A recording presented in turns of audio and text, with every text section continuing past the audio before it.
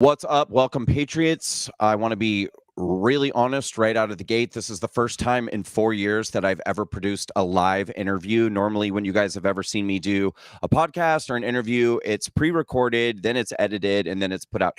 That's not true. Actually, in 2018, I used to do a live podcast, but I had a producer back then. That was the difference.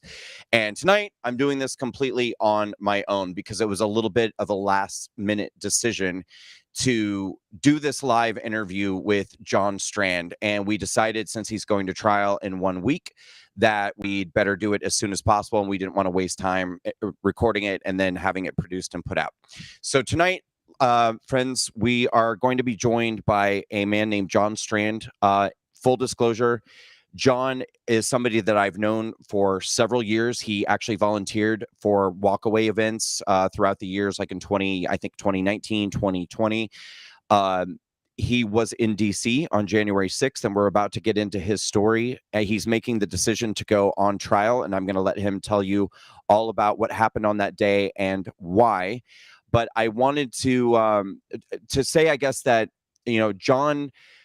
John was arrested about a week before I got arrested, along with his business partner and romantic partner, Dr. Simone Gold, and we ran into each other once in 2021. And at the time, I was really nervous about wanting to connect with anybody else who was facing charges or connected in any way with January 6th. And so I kind of just said, let's just kind of take a step back until this thing plays out. And once I got through my sentencing, we reconnected, and John has become a really good friend. In fact, oftentimes it's not unusual for us to talk every day and to talk at length because we both share a common bond of going through this pretty horrific experience together. It's something that most people can't understand.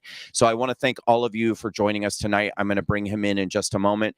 And, you guys know, as I've said so many times, I think one of the greatest failures that's happened on the conservative side of the aisle is that these stories are not getting told. And it's not a matter of whether or not anyone endorses or approves, we're not here tonight to say that what happened on January 6th was okay, or that it was good, or that it was just not at all. But whether somebody did something wrong or didn't do something wrong, the idea that these stories are not even being told and people aren't being given the perspective of the people who are facing charges, I think is a complete and total travesty. And so I wanted to at least allow John to come here tonight before he gets to trial for you guys to get to know him a little bit and hear his side of the story. And so with that, I'm going to bring John Strand in right now. Again, I'm live producing. John, can you hear me?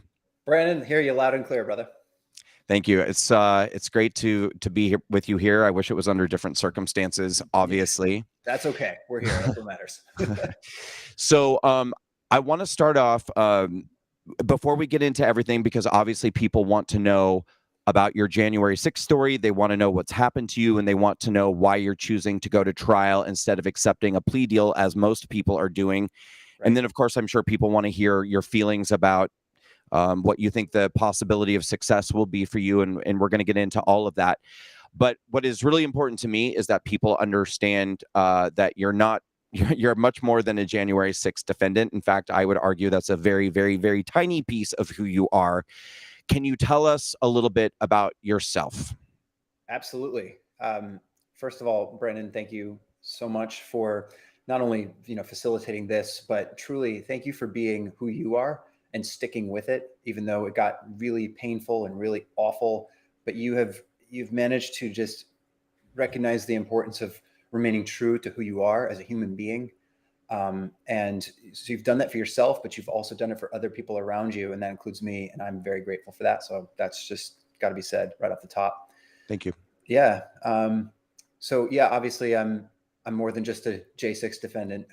First and foremost, I'm a child of God. I'm a firm believer in Jesus Christ, and I'm a Christian. And that's not just like a religious tag or anything else, but it's a very important reality of who I am and how I see the world. And second to that, I'm an American. That's my country. That's my foundation. That's my reality as a human being living in this time and place. And I'm a proud son and brother, and now an uncle. And so my family is really, really important to me. I'm Italian American, and that's like a big deal. So that's who John Strand is as a human being. I was born in California. I'm very proud of that. Lived in Los Angeles most of my adult life, as well as New York. And just to give like a quick background of like how I came to be here. My dad was a naval officer, so traveled around as a kid around the country.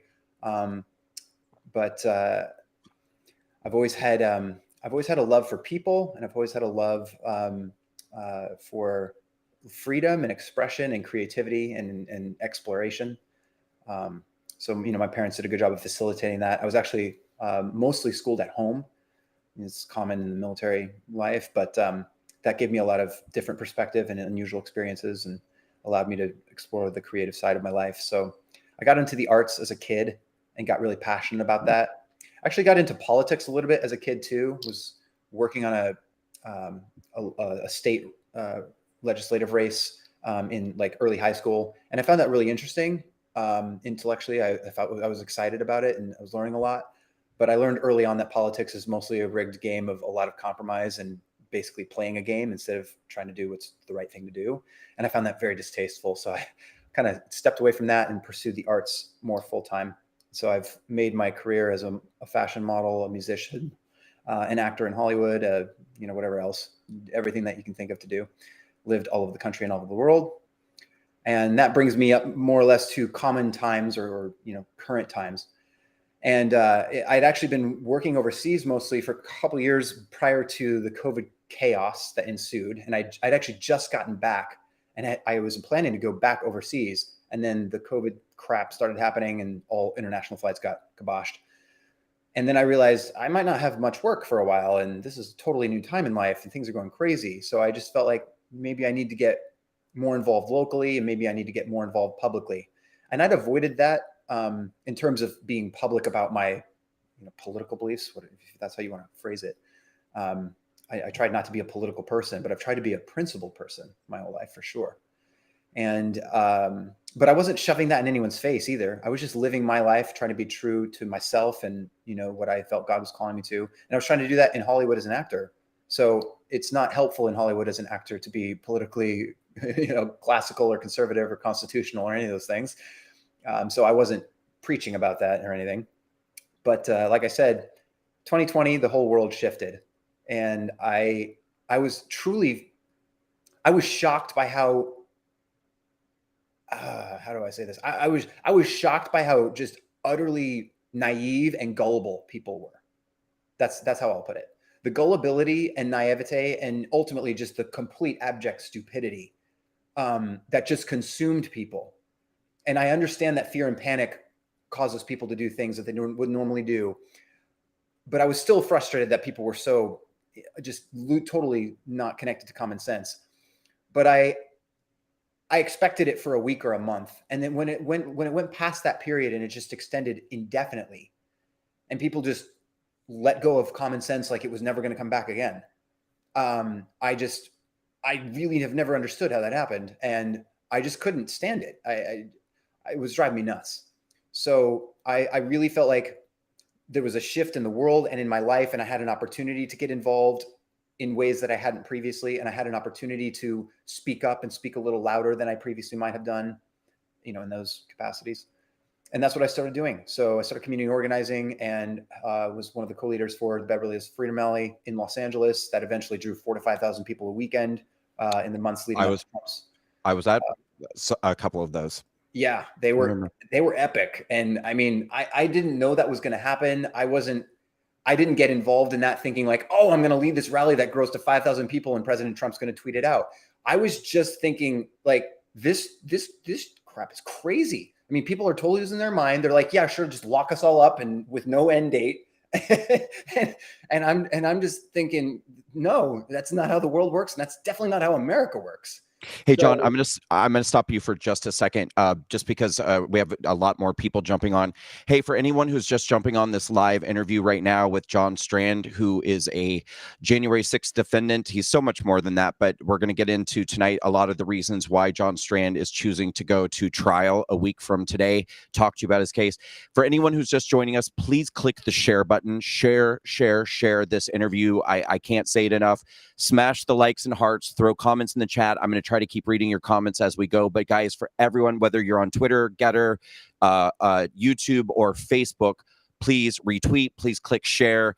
I can't stress this enough. These stories are not going to get told. And, my audience, my reach is only so big. But if you guys keep sharing and sharing and sharing, we can reach more and more and more people. So please share, retweet, click share, and smash the likes and hearts and comments. John, please go ahead.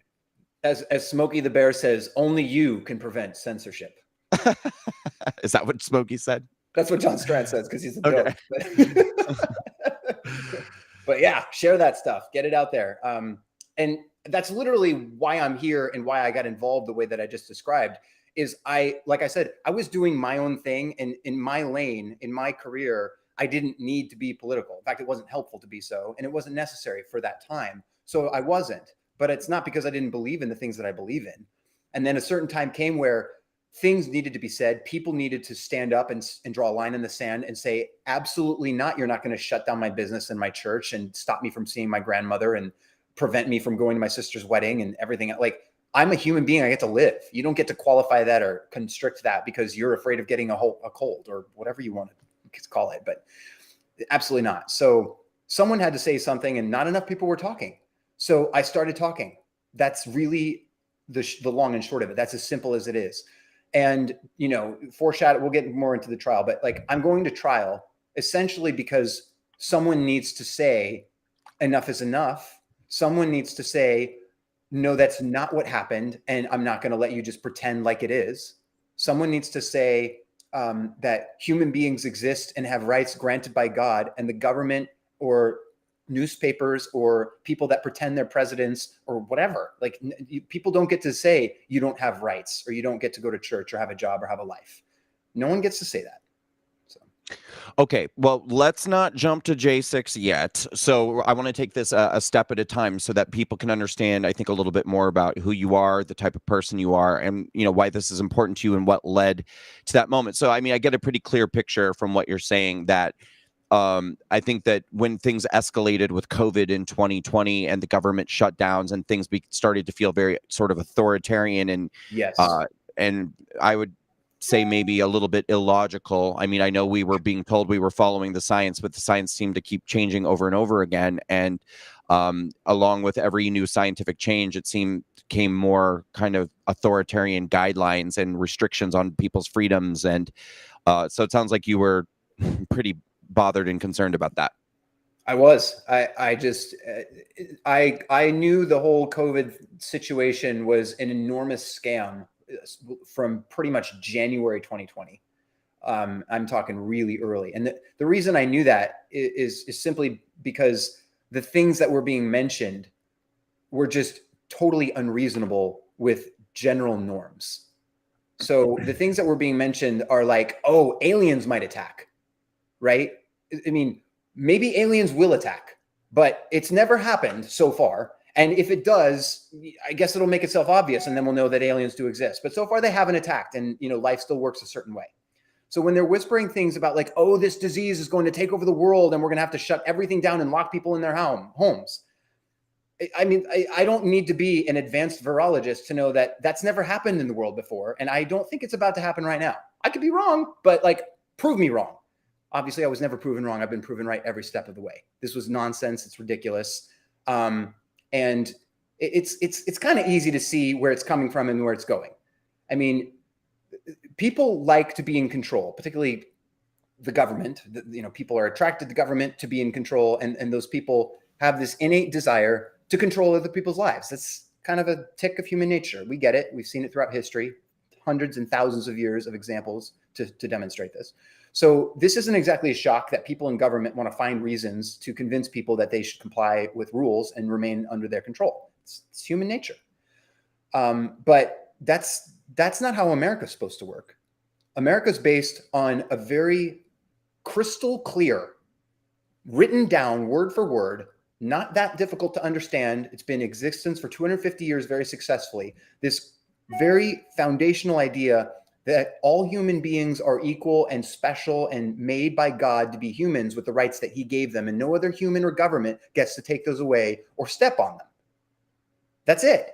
So when you're whispering rumors in January 2020, like, oh, I think they're going to lock the whole city down and the whole world down, and no one's going to be able to go anywhere or do, have their life until some government agent says otherwise. I called the bluff immediately. I said, nonsense, not happening, not going to stand for it. So when we got to the election of 2020, um, where, like, what was it exactly that compelled you to want to go a part of going to Washington, D.C. on January 6th? And what was your purpose for being there?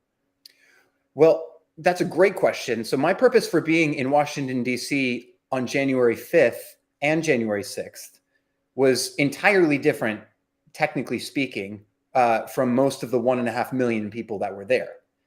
Now, prior to January 6th, for a full year, I had been actively community organizing and leading this rally that drew a lot of people in my home community of Los Angeles in California. It was called the Beverly Hills Freedom Rally. Now, we specifically chose that name because that's the core mission that we had, and the foundation we really wanted to champion was liberty and freedom for people to make their own decisions and choices, including who they want to vote for. So if you want to vote for Donald Trump, awesome. And if you don't, also awesome. You're an American. You get to decide who you want to vote for. No one else should force that on you. Like, that's your choice. So we had that rally and that community organized to really honor every person for their individuality and their freedom, and to respect them, whatever their opinion was. We had Antifa show up once in a while. We had leftists show up all the time. I mean, we're in Los Angeles. There's lots of leftists there. We were in West Hollywood and Beverly Hills. There's every opinion and every version of everything you can think of. We invited all of it. We said, you should all come out here and have a great time and have great conversations and meet great people. So we invited everyone. We always operated and maintained completely lawful and peaceful activities. And we maintained a very peaceful event. There were a couple times where the Antifa tried to cause some skirmishes and problems, and Beverly Hills Police Department is awesome, and they kept things safe and orderly, and nothing else happened. So that was fine. But as far as we were concerned, we were there to be Americans and exercise our constitutional rights to speak, to think, to support each other and gather. And that's what we did. So that was my history in the previous year. And I was aware of obviously I was aware of President Trump doing what he's done for those 4 years, from 2016 when he took office until 2020. But I wasn't actually that involved politically or even paying that much attention, politically speaking. In 2018, I was modeling overseas in Asia. So it's like, whatever. I was doing my thing. But in 2020, I got home and suddenly the world went upside down, and then Trump was obviously running again. So I supported President Trump because America First from 2016 to 2020 was much better for the country than the previous administration. I mean, vastly better. The economy was great. Policies were better. The border was being protected. All kinds of things were starting to make more sense. So, I'm not really much of an advocate for the Republican Party per se. In fact, I honestly despise most Republicans because they're just enemies with, the clothing of a friend on. And I think that's just disgusting. But anyway, political opinions aren't like my strong suit or what I'm really interested in. I'm just interested in truth and justice and freedom and prosperity and peace and just good things for people and for them to have their own choices. That's what I'm interested in. So I saw President Trump's policies promoting and facilitating those good things. So I was a fan of that. But the Beverly Hills Freedom Rally was about freedom. It was about classical American values and constitutional rights, because that's the foundation that gives us all the freedom to be who we are and who we want to be.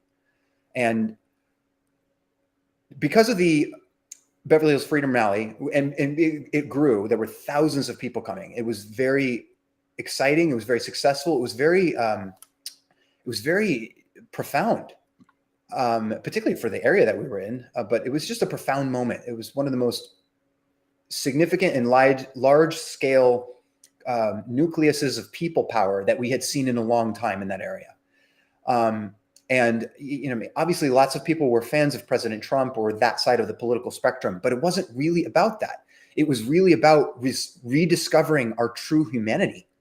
and rediscovering the foundations that keep a community vibrant and healthy and inclusive and free and open to everyone.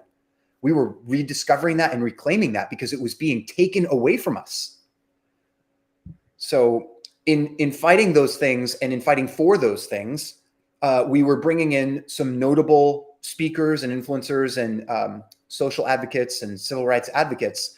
And so we brought in Brandon Struck from Walkaway, which was incredible. I mean, what an incredible event and incredible energy. And I met a lot of people connected to that movement that shared the same values that I did, and also came from so many different diverse backgrounds, whether that's political or cultural or artistic or ethnic backgrounds or just whatever.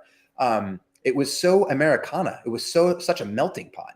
And I saw that happening at the rally I was doing. I saw that from your events, Brandon, and everyone that's been following your awesome efforts for years. And I was really excited to like build on that. And then we also had other speakers, and one of them was Dr. Simone Gold, who is the founder of America's Frontline Doctors. And obviously, because, as I explained, that the beginning of this chaos that really pushed me into the fray was the total restriction of human rights and this totally insane, totally unconstitutional, totally unconscionable assault on human rights in the guise of health restrictions and lockdowns and all this total nonsense. And so I understood that to be the nonsense it was right away. But when Dr. Gold and the America's Frontline Doctors came onto the scene a little bit later in 2020, they had a massive summit on July 27th of 2020 in front of the Supreme Court steps. It went viral, broke 20 million views in like 6 hours. Never happened before.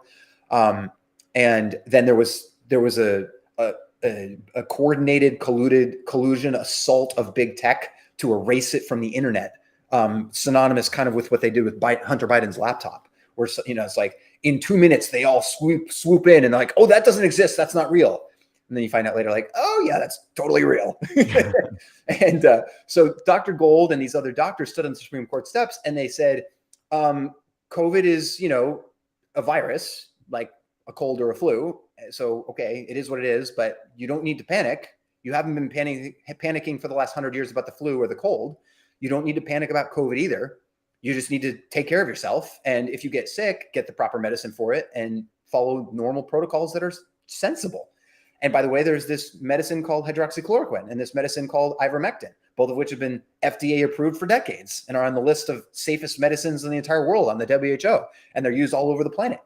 And they happen to work for this too. So you should use them, obviously.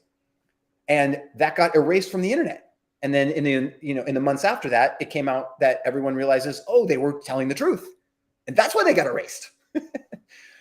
And so we see this pattern of the government saying, oh, you can't do what you think you are entitled to do. You can't do what the Constitution says because that's dangerous, or, you know, whatever their excuses are. And they say, we have a better idea. We have a better plan. You're going to do it our way because it'll keep you safe, or whatever their other excuse is.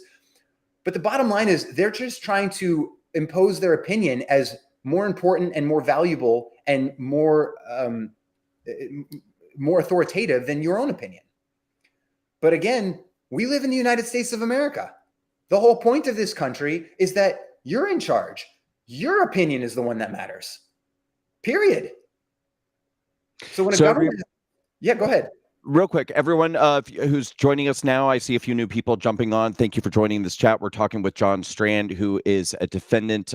He was charged for, I'll let him tell the story, but he was inside of the Capitol briefly on January 6th. And we're about to get into that in just a moment. If you're watching, please share this video. Click the share button. Please click retweet. If you're on Getter, if you're on YouTube, if you're on Facebook, if you're on Twitter, retweet, click share. Repost. Let's help get this story out. We're about to get into what brought John to Washington, D.C. on January 6th, what happened, and why he's making the decision to go to trial, and so much more we're going to get into in just a second. So, John, go ahead and pick up from there. Okay. So the medical pretext was very key to the government takeover and the totalitarian advancement that was happening. Like you said at the beginning, just totalitarianism. it's everywhere, and it's just so extreme in such a short amount of time. It's shocking and it's terrible. But obviously they used medicine and a health scare as the mechanism to panic people and put them in a position of fear and vulnerability and force them into compromise and to compliance. So I was very interested in what the frontline doctors were doing. I was very excited about the tenacity and also the incredible intellect and pristine credentials and just the absolute pursuit of accuracy and transparency that Dr. Simone Gold was committed to. She was so articulate and intelligent, and she knew all of the facts, and she knows the Constitution. She's a Stanford University educated attorney, as well as being an emergency physician for 25 years. So she knows her stuff. And she's not afraid to stand on her stuff. And that's what really got me excited. I mean, there's a lot of people that don't know enough, and people need to be more educated for sure. But there are certainly some people who are educated and smart and know their stuff. There are very few people who know their stuff and will actually stand on it when it isn't comfortable or convenient, or when the government's trying to push you the other direction. Very few. I mean, you might be able to count them on your own two hands, to be honest. But Dr. Gold's one of them. And so I was able to interact with her at the Beverly Hills Freedom Rally that I was leading in Los Angeles, and was incredibly excited about the work that she was doing. And so we started collaborating on some things locally, and then she asked me to get more involved with her organization as it grew nationally. And so we were actually both working an event for Turning Point USA in Palm Beach, Florida, at the Student Action Summit. I believe that was the last week of December of 20. And Vice President Mike Pence actually spoke at that event. And this was during the very end of the election. Well, excuse me, December 2020. So the election would have already occurred, and all of the fraud related to that would have been coming to the surface in those ensuing weeks. And all of the frustration and the concern and the doubts about the validity and veracity of what was going on was on everyone's minds. Everyone was talking about that. And Vice President Pence spoke as the marquee speaker at this event and said at least 3 times, word for emphasis, "I'm going to hold the line. We will hold the line in January." That's what Pence said. I didn't even know exactly what that meant, but I knew that there was a lot of controversy about the election, and I knew that things didn't line up or make sense. And it did not seem like it was a fair or just outcome. Not at all.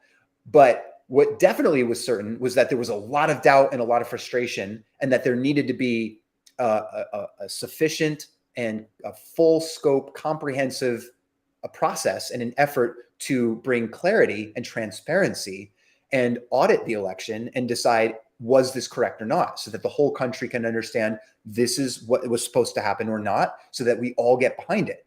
The whole idea about America and democracy, which the left loves to pummel us in the face with like a hammer, the whole concept is that we're in charge, the people, we vote for who we want to represent us according to rules, and then we follow those rules. And those rules establish a fair playing field for everyone to voice their opinion in their vote. And then wherever the vote lands, we all we all unite behind that and say, okay, the process played out, and then we support the process. But if the process is fraudulent and circumvented, then all of that breaks down and no one wants to get behind it. That's just common sense and human nature. So we were at that event shortly before January 6th, and we heard Vice President Pence say those things, and those were interesting. But Dr. Gold had been booked to speak at the January 5th Freedom event and a January 6th Freedom event weeks and weeks prior. It must have been shortly after the election, but I think it was at least a month before J6 actually happened. So well in advance, she was invited by whoever was putting on the free speech rally to be a guest speaker alongside of Congresswoman Marjorie Taylor Greene and Lauren Boebert and Paul Gosar and Brandon Struck and many notable, upstanding, awesome patriot Americans who were also speaking about free speech issues and constitutional issues, whether that was related to the election of 2020 or otherwise. Dr. Gold had been, she was known for speaking on medical freedom and constitutional freedom, particularly as it related to COVID restrictions and lockdowns. So she'd been speaking about that prior, and she was invited as a guest speaker to that audience. Obviously there was going to be over 1 million people there, and that was important because she's heavily censored. So she needs to be able to get the message out to large crowds whenever that's an opportunity. So she accepted that opportunity to speak there, even though political activity specifically and the election is not her subject. Dr. Gold is the founder of a 501c3 nonprofit organization that's nonpartisan and independent and simply trying to maintain the middle ground of what's trustworthy and accurate science and legal medical information. So that's what that's about. That's why Dr. Gold was invited as a guest speaker to the free speech rally, which, by the way, had a government approved permit. And that's why I was there. I was working alongside of Dr. Gold. I was providing her security support to make sure that she was safe in a large crowd of people, and providing communication support and various other things that I did for the organization with her. Which you've done many times before. Yes, I've actually worked as a licensed security guard in the state of California, which is my home, for years prior. That's just one of the side jobs I've done. When you're an actor, you do all kinds of jobs. So I've worked as a security guard. I've worked as a host and maitre d' for restaurants and clubs. I've done all kinds of things, but I provided security support and communications support. I do lots of writing and content creation and public relations and various things. I've done a lot of different things, and I just tried to bring all of the skills and abilities that I could to support the efforts that she was doing and that America's Frontline Doctors were doing in order to bring truth and transparency to the American public, and to inform them and to empower them to reclaim their constitutional rights and their God-given rights, which no one should be taking away from them, and no one has the right to take away from them. So that was our mission and our purpose, and that's why we were in Washington, D.C. on January 5th and January 6th. So January 5th. And you've done... Oh, go ahead. But you've done security for Dr. Gold before, accompanied her, escorted her, provided her security. And just so people know too, I mean, it's hard to see in these little boxes, but you're very tall, you're very fit, you're muscular. I mean, this isn't like, it's not like you're some puny guy who's trying to, get away with saying, oh, I was there to do security. I mean, it's legitimate. Like, this is what you have done and did. Yeah, that's definitely what I've done even prior to meeting and working with Dr. Gold. And it's definitely what I've done ever since I've worked with her. So like I said, she's a very notable speaker, and there's a lot of demand for her to speak and inform people about the medical truth. And so we've done many events prior to Jan 6. And so I'm always close by, and I'm always taking care of her physical safety and also just assisting her with whatever she might need. So I did a lot of different things for her, but security was definitely one of them. And I was very cognizant of that going into Washington, D.C.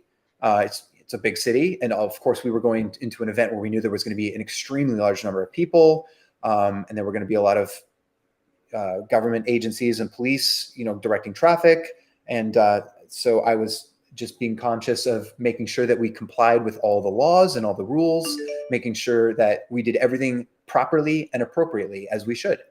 Well, and let's remember too that this was January 6th was actually the third major rally that had happened in Washington, D.C. after the election. There was one in November, there was one in December, and then there was one on January 6th. And each of them brought, people have different estimations, but anywhere from many hundreds of thousands. Some people estimate over a million people.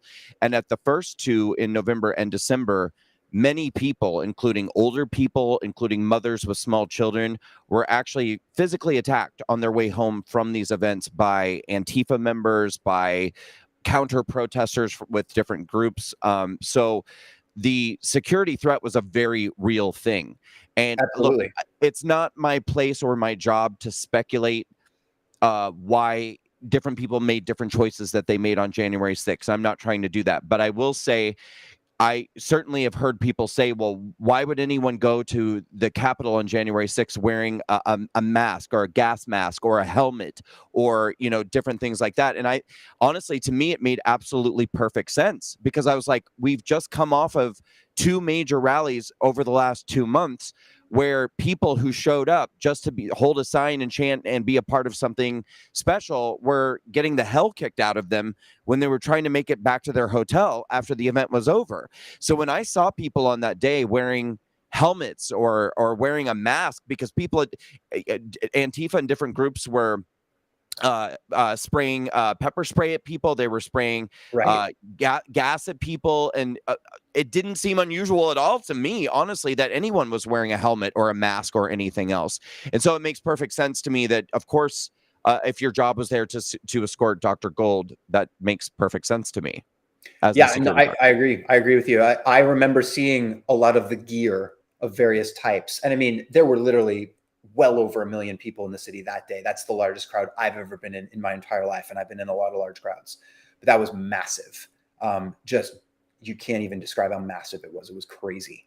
And so you saw every manner of dress and, you know, different types of gear, but it didn't strike me as odd at all. And as you said, the entire crowd was totally aware that it was very likely, more or less guaranteed. It was a matter of when, not if, that Antifa and other violent extremist insurgent groups were going to be troublemakers, because that's what they do and they live for it, especially when a large group of people that represent classical American values and America First values and constitutional, you know, defense, when those kind of people gather, that's when Antifa and troublemakers live for causing trouble and attacking those people and trying to incite violence. You know, when our entire point is that all of us should have an opportunity and a platform to think and to speak freely, peacefully, but freely.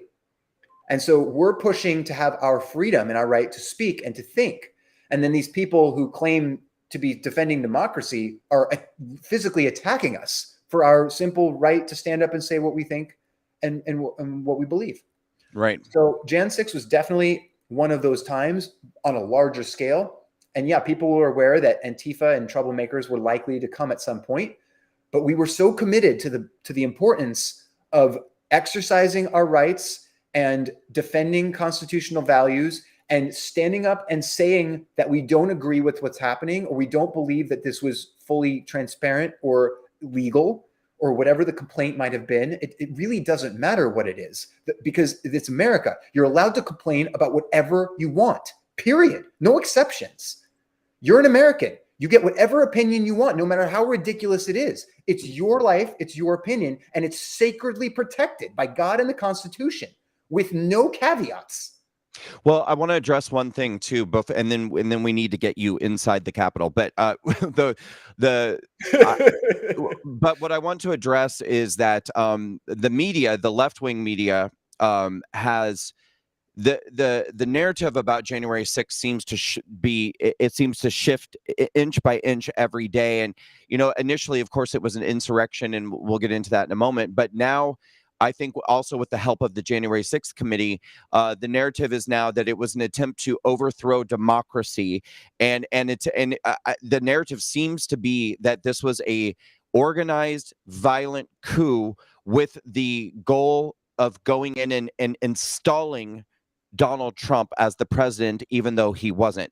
So I just want to address, and I'm only speaking for myself right now, and you can address this if you'd like. I know a lot of people who went to DC on January 6th. I don't know a single person who went to DC on January 6th with the intention of installing Donald Trump as the president or engaging in any sort of forceful act or violent act with an attempt to have some sort of outcome. Every single person I know, including myself, was there to protest and to rally with the message and the mission of saying that we, the people, would like a forensic audit of the vote, because we feel that there's too much discrepancy. We feel like there is too much irregularity, and we feel like there's too much division in the way that people feel about how the outcome of the election ended up. And I've always maintained from my own perspective, if Biden legitimately got 81 million authentic votes from living people who are registered voters and American citizens, great. Let's just validate and verify that, because a lot of people feel like there are a lot of things that happened that could have caused the outcome of the election to not be what we were being told that it was.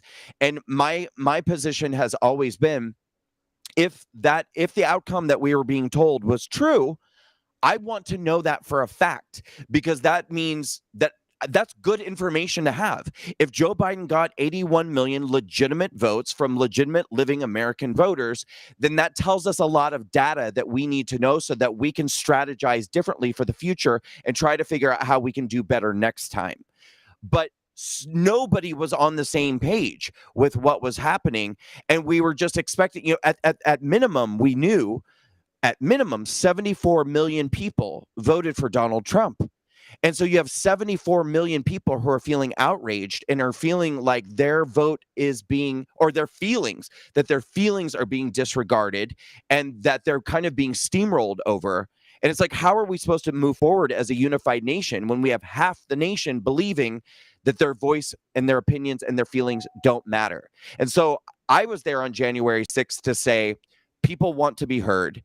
And we want to have the outcome of this election validated with a forensic audit. And everyone that I know felt the same. I don't know one single person who said, we're going to storm into that building and we're going to forcefully install Donald Trump as president. I literally don't know one person who felt that way. No, it doesn't exist. I couldn't have said it better myself, Brandon. You articulated it perfectly. I actually wrote an article for the Epoch Times about hold on to our election integrity, or hold on to our election rules, explaining pretty much exactly what you said. I published this, gosh, when was this? It obviously must have been November or December of 20, but before J6, I assume. And it's on record in the newspaper that I was saying, guys, we all have our opinions, that's fine. But the whole point of our country is that we have a set of rules that gets everyone a fair shot. It's an even playing field. So if we lose the rules, we lose the game. And it doesn't matter if your side won this time, you're going to lose next time, and it's going to be awful. We want to have rules that make it a fair playing field so that we all get behind whatever the result is. And then we all learn from it, like you just said. That's essential. It's essential for everyone. So we have to have the right information. We have to have truth and transparency. It's as simple as that. And we had nothing of the sort. We had the exact opposite. We had a whole bunch of people getting pummeled in the face and saying, shut up and believe us and don't challenge it and move on. And that's not America. That's not democracy. That's totalitarianism. It's not America. And I also, I think a lot of people feel very confused about the notion that, somebody gets 81 million votes, which is so in excess of what others who have been the most popular presidents in American history have ever gotten. And that's fine. I'm not saying it's impossible that could happen. It certainly, of course it could happen. That's not impossible. The problem is when you've got somebody who's getting this like astronomical record number of votes and they're not even talking about it. I mean, even 2 years later, like no one's saying like Joe Biden, the most popular president in American history, the most popular politician we've ever seen. It's kind of like, don't look over here. Don't look over here. Let's just move past it.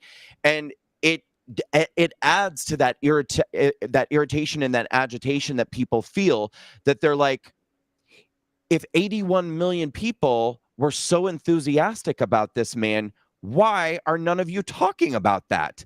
And that just makes it feel even more frustrating, I think, to people. But nonetheless, we understand how people were feeling. We understand your background. You're in D.C. to protect Dr. Simone Gold. You go to the Capitol because Dr. Simone Gold has a scheduled speaking engagement at a permitted event at the Capitol. Correct. How do you get there from there inside the building, and why? So the speech that President Trump was giving in the morning went long. So we were a little bit delayed getting to the physical place to give the speech that Dr. Gold was going to give. I believe the permanent event was scheduled to start at 1:00 p.m. And I don't think we actually showed up around the Capitol grounds until about 2 p.m. But we got there. And then at about 2 p.m., there were several thousand people around, but there were tens and hundreds of thousands of people behind us, all making their way where we had just come. We actually left the speech a bit early. So there, there were probably 1.5 million people in the whole city that day, but 1 million plus people behind us. All, the vast majority of them we assumed were on their way to the Capitol because that was the only other thing to do that day. There was President Trump's speech in the morning, And then there was this, free speech rally or whatever scheduled on the Capitol grounds at 1 p.m. in the afternoon. So that was the main second event of the day. So we arrived to give that speech. And at 2 p.m. when we showed up, someone in our group mentioned to us, hey, someone just said that they canceled all the speeches. And we were bewildered. We just thought, what do you mean they canceled all the speeches? It's like we're an hour late. We're already supposed to be speaking and everyone's here. Like there's literally 1.5 million people here to hear this speech and all the speakers are here too. So what do you mean we're not doing the speech? That didn't make any sense. It was permitted 6 weeks in advance. Everything. It just, there was no explanation for that. It was just bizarre. And we didn't even know what to do with it. So we sat around for about 10 or 15 minutes, just sort of chit chatting like, well, maybe someone will get better information or someone will bring more to light. Like, oh, we made a mistake and you're going to go over here, or we shifted the time for this reason or whatever. I don't know. But no other information ever came, but people kept coming because like I said, there was 1 million+ people behind us all marching that same direction. So every passing minute, another 5,000 people showed up. So 20 minutes later, there was like 150,000 people and then 300,000 people. It's like massive amounts of people flowing in minute by minute. So at whatever point that the crowd had grown to the size of, I don't know, like 10 or 20,000 people or something, and they were just sort of milling about, not knowing where to go, and we didn't know where to go, they just started going towards the steps. There were no gates or stanchions or anything visibly there saying that they shouldn't be there or go there. And there were, if I can remember correctly, I think like 6 Capitol Police officers just sort of ceremonially positioned like halfway up the steps or something, or just sort of like posted there, but it was like 6 of them. And then there was, 10 and then 20 and then 50,000 people milling below them. So eventually that crowd walked up the steps up to the cops.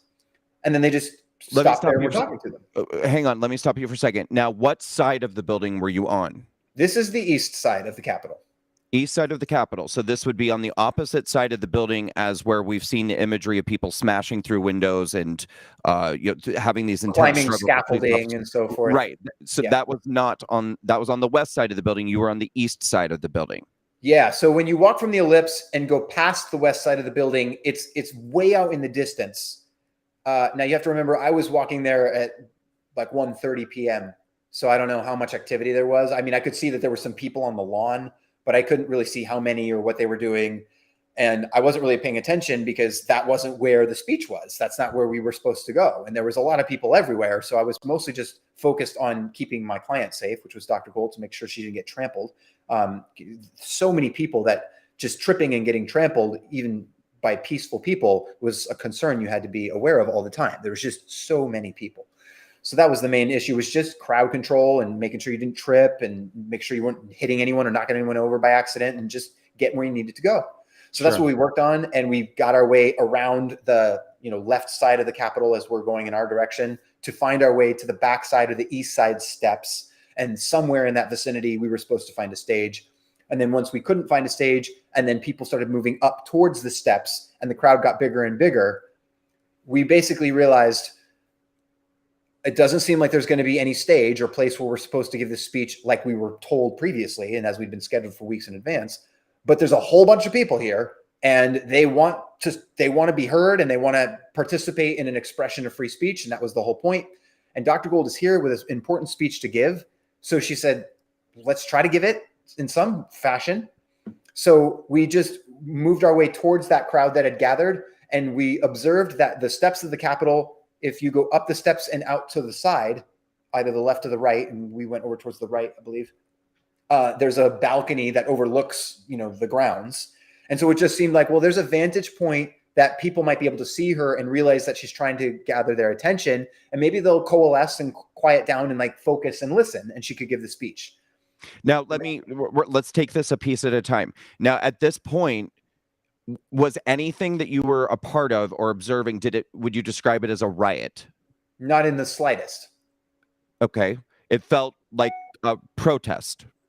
It felt like a pre-rally. It was like a rally, but with like the anticipation, like the main event's going to happen, like a speech. Like people didn't even know what to do. They were kind of like, we're here, but we're not quite even sure what to do. Yeah, I always describe this as it's basically like if you were to have the Super Bowl. Okay, so everyone knows the Super Bowl. It's a huge deal. Everyone watches it all over the planet, and everyone knows it's going to happen every year. It's planned well in advance. You know, you book your tickets the year before. So then when the Super Bowl finally shows up and you've saved your pennies so you could buy these way overpriced tickets and the plane to get there, and you show up to go to the Super Bowl and you have your tickets and you get to the stadium and you climb in and you find your seat, and it's like 5 minutes to game time. Like literally, they're about to do the coin toss at any minute, and you've gotten into your seat, and there's tens of thousands of people streaming into their seats. And then someone's like, they cancel the game. You should just go home. They're not even having the Super Bowl. You'd be like, shut up, bro. Of course they're not canceling the Super Bowl. Like, everyone's here. The whole world is here. We've all planned for this for a year. We all bought our tickets. He's like, you don't just cancel the Super Bowl at game time. Right. Who does that? It doesn't happen. Now, if that were to actually happen, if you were at a Super Bowl and they literally were like, no, we actually canceled it. Just go home. Do you think everyone would just like file peacefully, calmly out and not talk to each other and just be like, oh man, I got better things to do anyway? No, Of course they'd be not. kind of irritated, and they'd probably talk about it and sit there and be like, excuse me, where's the Super Bowl? Like, get Right. this game going. So that was pretty much what happened at Jan 6 is people were just wandering around like, where's the event? Like, we're supposed to have an event to participate in here. So at that moment, it was decided that since the speech that Dr. Gold had planned to give, we're talking about Dr. Simone Gold. And for any of you just who are watching us, please click the share button, share this interview. I'm talking right now with John Strand, who is a January 6th defendant. We're right at the point now where we're about to get him inside the Capitol and describe why this happened, what he's been charged with, and why he's choosing to go to trial instead of taking a plea deal. If you're watching this interview, please click the share button, retweet, whatever platform you're watching on, just share. Please throw comments into the comment section, smash the likes and hearts. And I'm going to be providing information on the bottom of the screen about how you can support John and his legal defense fund as we get now into the story of what happened and what happened to his life after going into the Capitol on January 6th. So you're in DC, you're there to act as security for Dr. Simone Gold, who you've worked with for a long time, you've had a relationship with for a long time. She's there to give a prepared speech. She is a scheduled speaker.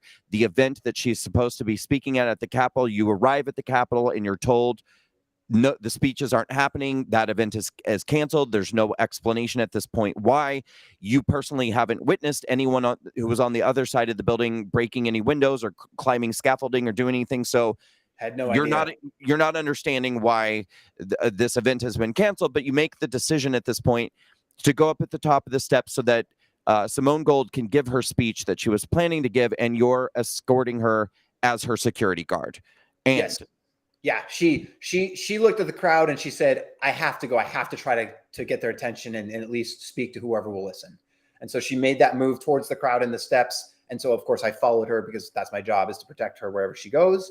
And as she approached the crowd, I suggested to her, try to make your way up to the front, but towards this side where maybe we can get you to that balcony and get you a vantage point. Because that made sense to me, and that seemed like that could work. And that seemed like the one thing that might draw the attention of the crowd and give them something to focus on and to be productive. Because otherwise, it just seemed, I basically just assumed the crowd was going to gather and grow and fill up and sit on the steps and wave their flags and sing songs and just have a rally and whatever else. But I had no idea anyone was going inside the building or was intending to go inside. That did never cross my mind. Eventually, I could see people pressing towards the doors and that they wanted to go inside, or at least that's what it seemed like some of them did. Maybe some of them just wanted to hang out on the steps. I don't know. But I wasn't aware of what their ideas or intentions were. I just knew there was a huge crowd there that was supposed to be hearing a speech that wasn't happening. That's what I knew. And I knew that I was escorting a speaker that was supposed to give a speech. So I was trying to help her do that. Now, at this point, were the doors now we're talking about the large Columbus doors on the east side of the building. Were they open or closed at this point? They were closed at this point. Okay. All right. So you make it to the top of the stairs, and what happens? Make it to the top of the stairs. And by the time we got to about the top, we gave it our best effort, but it became clear that physically we weren't even able to make our way to that exact spot because there were just too many people and they were getting packed in tighter and tighter. And I've said this 7 times, but it's like you can't say it too many times. There were so many people there. It's insane. I've never seen that many people in one spot. And because the majority of them were by the ellipse side in the beginning, but all of them, or most of them, were making their way our direction during the course of the afternoon. So every minute that passes, there's another 100 or 1,000 people that have added to the crowd. And then every minute, another 100 or 1,000. It's just growing exponentially very quickly. Mm-hmm. So when we got to wherever we were on the steps, we just got crushed by the sheer volume of humanity. It still wasn't a riot. It still wasn't violent or negative. It was entirely positive and boisterous and fun. And basically, my other analogy, and this is truly what it felt like, is it felt like a rock concert. So it felt like a big rock and roll show where the band is like making you wait. Their tour bus is a little late, and so the crowd's already been built up for an hour, and there's 50 or 100,000 people there packed in. And if you happen to be lucky enough to be in VIP up at the front, you're like, I'm close enough that they can spit on me, and I want to see them. So you're like pushing to get that spot so you can be close to the rock star that you love. But obviously, violence or hurting anybody is not even on your mind, and that's certainly not why you're there. You're there because you're stoked about the concert that's going to happen, and you want to be close. Wait, I want to stop you right there because that's really, this is a perfect place, I think, to make this point. For many of us who have been ensnared into this January 6th nightmare, it's almost as though all of us are expected to answer for or pay the price for things that were happening that we didn't know about, or things that even happened after we were there. But to the point that you just made, it's one thing to be in a crowd that's getting really tight and shoulder to shoulder, and it's growing, and it's getting a little bit, you're getting a little unsteady on your feet, and it's, it's not a riot, but it's getting, you're like, oh, this is getting a little, like I'm getting a little like, how's this going to go? That's different than suddenly being like, well, why would you be in a crowd like that when this was going on and this is going on and this is going on? It's like, but you can't do that to people. You can't hold people accountable for things they didn't know at that time. Of course. Of course, if you see video images of somebody who's in a crowd and the crowd is kind of getting, they're getting a little, they're moving and the energy is getting a little ramped up and stuff. And then that later at certain points, people were fighting with officers or breaking windows. You're like, oh, well, you were there. You were a part of it. No, I was a part of a crowd that was getting, the energy was amping up because it was getting a little too tight. Things were getting a little too, but that's a far cry from expecting someone to shoulder responsibility for being part of a violent riot. And so, okay, so you're at this point, the crowd is intensifying, the doors are still closed, and then there was a moment where the energy shifted dramatically, suddenly. And that's when I heard the cracking loud sound of what sounded like a bomb, which, you could feel the crowd react in panic, like, oh my God, we're under attack. And I assume that was a tear gas canister or something of that nature. A flashbang, perhaps. Flashbang, yeah. But something very, very violent, loud, intense, scary, and it panics you. It startles you. It startled me, but I mean, I'm trained and prepared for those kinds of things, so I'm grounded. But I could feel and hear the crowd react to that and become defensive and become panicked. That's what crowds do. That's just how it works. And that continued for some minutes, like more bangs, and I could feel the crowd pressing. I couldn't really see the police officers or whatever agents were attacking the crowd in this manner, but I could hear it and I could feel the crowd's reaction to it. And that was a sudden shift where now the energy was negative, but it had not been negative prior. And then a few minutes after that, I don't know how long, it's hard to judge time when things are intense like that, but it wasn't immediately, and it certainly wasn't a half an hour, but it was, some number of minutes where people were getting tighter and tighter packed. And there were, only 4 maybe police officers total remaining at that point that were still in front of the doors. And they just decided, like, we're going to leave and we're going to make our way through the crowd down the steps. And so as soon as they did that, the crowd immediately, honored them, because it's a very pro-police crowd. It's a very pro-law and order crowd that comes to freedom rallies and Trump rallies and all of these kinds of things. And so they were immediately trying to help these police officers go wherever they were trying to go, make sure they were safe and stayed upright and et cetera. And so once they had left, the crowd continued pressing on the doors, but they're locked, they're closed. And then at some point, the door opened from the inside, and you could see people that were behind the door, like talking to whoever the people were right at the door. I was like I was close enough that I could see it, but I couldn't hear what they were saying or really what was going on. And I was just like shouldering Dr. Gold, making sure that she didn't get trampled because it was super, super cramped and it was kind of crazy at that point. But the doors opened, and as soon as they opened and a couple people went inside, there was like a vacuum effect that just like sucked people in. And we were close enough that we got sucked and pushed in within the first, few dozen people or so. And because it was so much intensity and people behind us crushing us in every direction, especially after the police officers attacked the crowd and panicked them, it was much worse after that. And so when those doors opened and we got pushed in by force of the vacuum, I realized that we needed to follow that vacuum. I mean, we had no choice. We would have gotten trampled anyway. But the safe thing was just to quickly follow that vacuum force to a space where there was less people crushing us. Also, it was one of the coldest days I ever remember experiencing. It was freezing cold. It was. And because we had been outside without any warmth or shelter for, I think we got out there at 8 or 9 in the morning, and this is 2 p.m. So we had been out in the frigid cold. And I am telling you, it was so cold I could barely stand it. And we were out there for at least 5 hours at that point of freezing cold. So if you've been that cold for that long, your body temperature has lowered and lowered and lowered, and you are hurting. So there was a physical need to just get inside of shelter too. But we had no ability to go backwards. The only place we could go was forward when that door opened.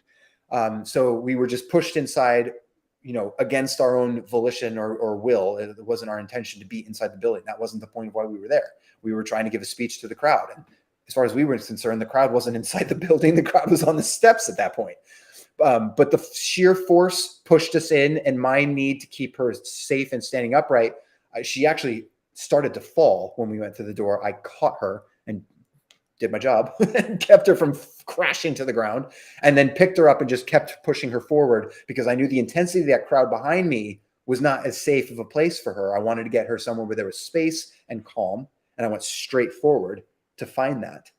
And next thing I knew, we were literally in the rotunda in the Capitol. When you were pushed into the building, and now was there a sense of relief in terms of the pushing? Yes.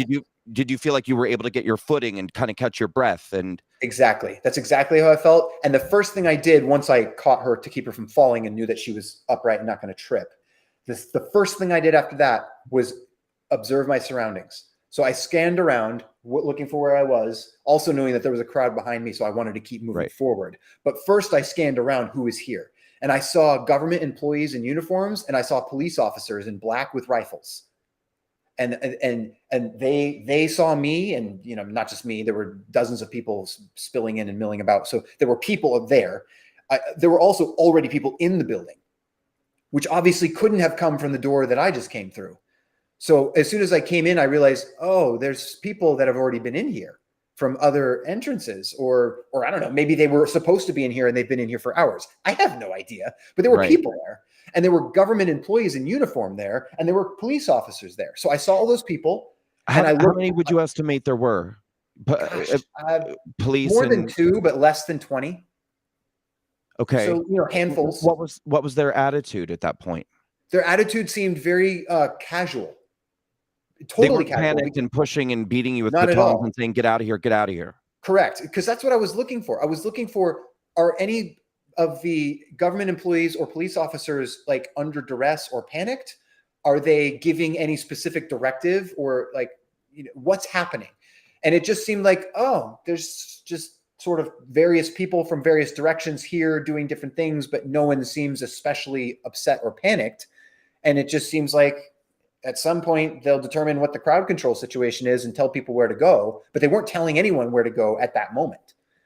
So it just seemed totally logical and reasonable to just move forward. Again, there was an enormous crowd behind me that we'd been crushed in for 20 minutes, so I couldn't go there, and that wasn't safe to do anyway.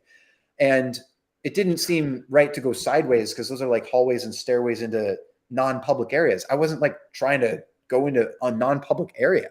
I was just trying to find the safe public space to have room to breathe and to stand upright and to assess the surroundings and figure out what was going on. So that's what we did.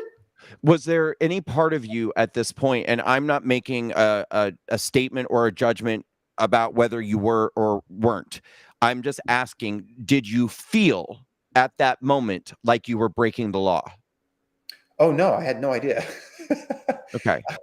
I, I knew that the situation was somewhat unscripted, only because I knew there was a scheduled speech with a stage just outside the steps that was supposed to happen, and it wasn't there, but all the people were there, and hundreds and hundreds of thousands of them. And then there were cops in front of the door for a while, but then they left, and then the doors opened and people were pushed inside. So it didn't seem exactly like it was organized. You'd think like, oh, if everyone's supposed to be going in the Capitol building, maybe there's like metal detectors or a process that you go through. And instead people were just like inside.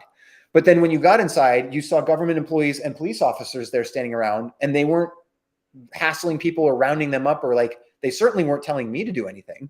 And it didn't seem like they were really giving directions to anyone at that point. So it really just seemed like this is sort of an off-scripted event, and there's a lot of people around, and they got to figure out what's going on and direct people, whenever they will. But that's not my job to do. I'm not a Capitol police officer. I'm a private citizen providing security to a scheduled speaker who was trying to give a speech and got pushed into the Capitol building. So I just made sure. Yeah. I'm not putting words in your mouth, but I think I didn't go inside the building on January 6th. And I also arrived at a different time than you did. I got there later than you did. And when I arrived, the doors were already open. But I would imagine, listening to what you're saying, for any of us who would just mentally put ourselves in a position like that, I could imagine one might feel like you're standing outside the building, you're in this crowd, the crowd is shoved forward, the doors have opened, you find yourself in a situation where it seems safer to go inside than to try to fight going inside. And so you end up inside, and you see that there are officers there, you see that there are officials there who don't seem to be aggressively panicking or telling you, get the hell out of here, get the hell out of here. And I can imagine that for many of us, the feeling would probably be, we're probably not supposed to be here. This probably isn't supposed to be happening, but it doesn't seem to be that big of a deal. So let's just figure out how to get out of here. And actually, what I would say is that my thought was always that there were going to be more police officers and government officials coming to the facility, coming into that environment in order to give direction and to direct the crowd. Because there was, like I said, there was an enormous crowd getting bigger and bigger by the second. There was supposed to be a speech. There wasn't. The crowd pressed forward. We got pushed inside the doors without wanting to do that and without even thinking that was going to happen. That was quite bizarre, actually. But when it happened, I continued to think, okay, I don't know if I'm supposed to be in here or not. That's not what I was thinking about. I was just thinking, what's a proper thing to do? What's the appropriate thing to do and the safe thing to do? So immediately the safe thing for me was just to make sure that Dr. Gold was safe. And then after that was just to look and observe and find direction or information from an official source that would say, this is the appropriate, safe, proper thing to do. Like follow the law, follow the rules, go here, or do what we say. I was looking and waiting for that, but that did not come for the first half hour. There were just people milling about all over the place. Right. Okay. Now, so you're inside, and I have a pretty good feel for what the vibe was like in there. But how? Okay, so we know that at some point, Dr. Simone Gold gave a speech inside the building, and what was the situation? What were you doing while she was giving a speech? And can you tell us about how long that lasted and what happened next? So we were inside the Capitol in total for about 45 minutes or so. And so like the first half hour, I think there wasn't any specific directives from police officer or anything, not to us or, like where we were. So we stumbled into the rotunda, and we were actually it was breathtaking. I mean, I think I've been in the Capitol as a little kid when my parents took me on a field trip or something, but I don't recall being there recently as an adult. So it had been a long time since I'd been there, whenever that would have been. So it was a fresh experience and an incredible visual. It's really awe-inspiring. And I actually remember just like looking up at the rotunda itself, at the dome. And I don't know how many feet it goes up, but it's huge. And then you look back down and you see the artwork that's around, and it's just incredible. It's beautiful. So I was just struck by that, and we paused there for a minute, and we're just kind of figuring out what's happening and who's here. And we just saw like there's a whole bunch of people here, and it's just a bunch of patriots that were here for a free speech rally, and a bunch of them are now inside the building carrying their flags or their knapsacks and their red hats and whatever else they've got. Was anybody breaking anything? Not that I saw, no. So nobody was running around saying, let's break stuff, let's damage, not even close. In fact, hardly anyone was even running around. The general attitude and nature of the crowd was very calm. People were just really walking. At some point, we just, the crowd got bigger, and we just kind of moved with where the crowd was going. And so a group of people just walked their way through the red velvet ropes that sort of cordoned off walking areas.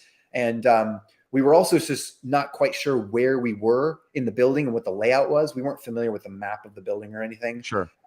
We understood to be in the central rotunda, but aside from that, we didn't know what went where in which direction. And we definitely had no idea what other entrances or exits there were.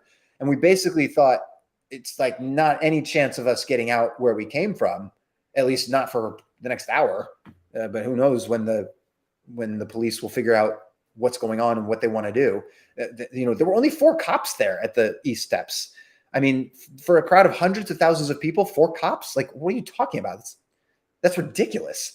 It doesn't make sense for anything. I was so confused by that. So I was just looking for where are more police to like help and facilitate and give us directions and whatever. And so we followed a crowd through velvet ropes and we went left, I think. So then we went into this other area that had black and white tile floor. And that's, I think, called Statuary Hall, because there's a whole bunch of statues in there. It's also amazing visual and just incredible history and architecture and art. And so we just kind of noticed that. And then the crowd kept moving down this hallway past that. And we went down that hallway for a second, just wondering, like, where are people going? And is there some other exit that's more sensible for us to make our way, maybe to leave that way? But we got into a hallway that seemed to have a dead end. And eventually a police officer came to that group of people. He didn't come directly to us, but he came to a group of, I don't know if it's 30 or 50 people that we were sort of nearby. And he motioned to the crowd and said, guys, you have to go this way. There's no further direction to go in this direction. You're not going to get past these doors. And I don't even know what those doors were, but he said, these doors aren't opening. We don't want you guys to stay here. So can you please go back the way you came? Like, go back that same direction.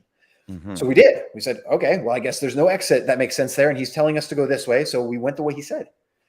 And so we just kind of doubled back on our tracks. And then there wasn't any other directive from anyone for a minute or two. And so Dr. Gold at that point said, why don't you just take your phone and film so that I can give the speech to whoever will listen to it, but we'll at least document it. And we'll have, the historical moment that, I was here on January 6th for a free speech rally to give a speech. And, I was supposed to be on a stage outside, and that didn't happen. And somehow this crowd pushed me in here, but I'm going to do the best that I can to do what my job is to do and give this speech to people and tell them an important truth that I have. So John, I said, can I ask at this point, at that moment, not after January 6th, but at that moment, did it occur to you at any point that this felt like you might be living the numerous times that left-wing protesters have gone inside of government buildings and given speeches or protested or shouted out or did a sit-in? Or was that crossing your mind, or was that not even in your mind at that point? That wasn't even in my mind. I really was just, my mind as John Strand specifically was actually safety and just monitoring the situation, observing where are the police officers, where are the official directives, how can I comply with what they want us to do, how can I act in a safe and appropriate manner? Because I understand in larger crowds that, a little bit of chaos can start growing and go a long way. So you want as many responsible people with a calm mind to behave themselves appropriately so that it encourages the rest of the crowd to do that.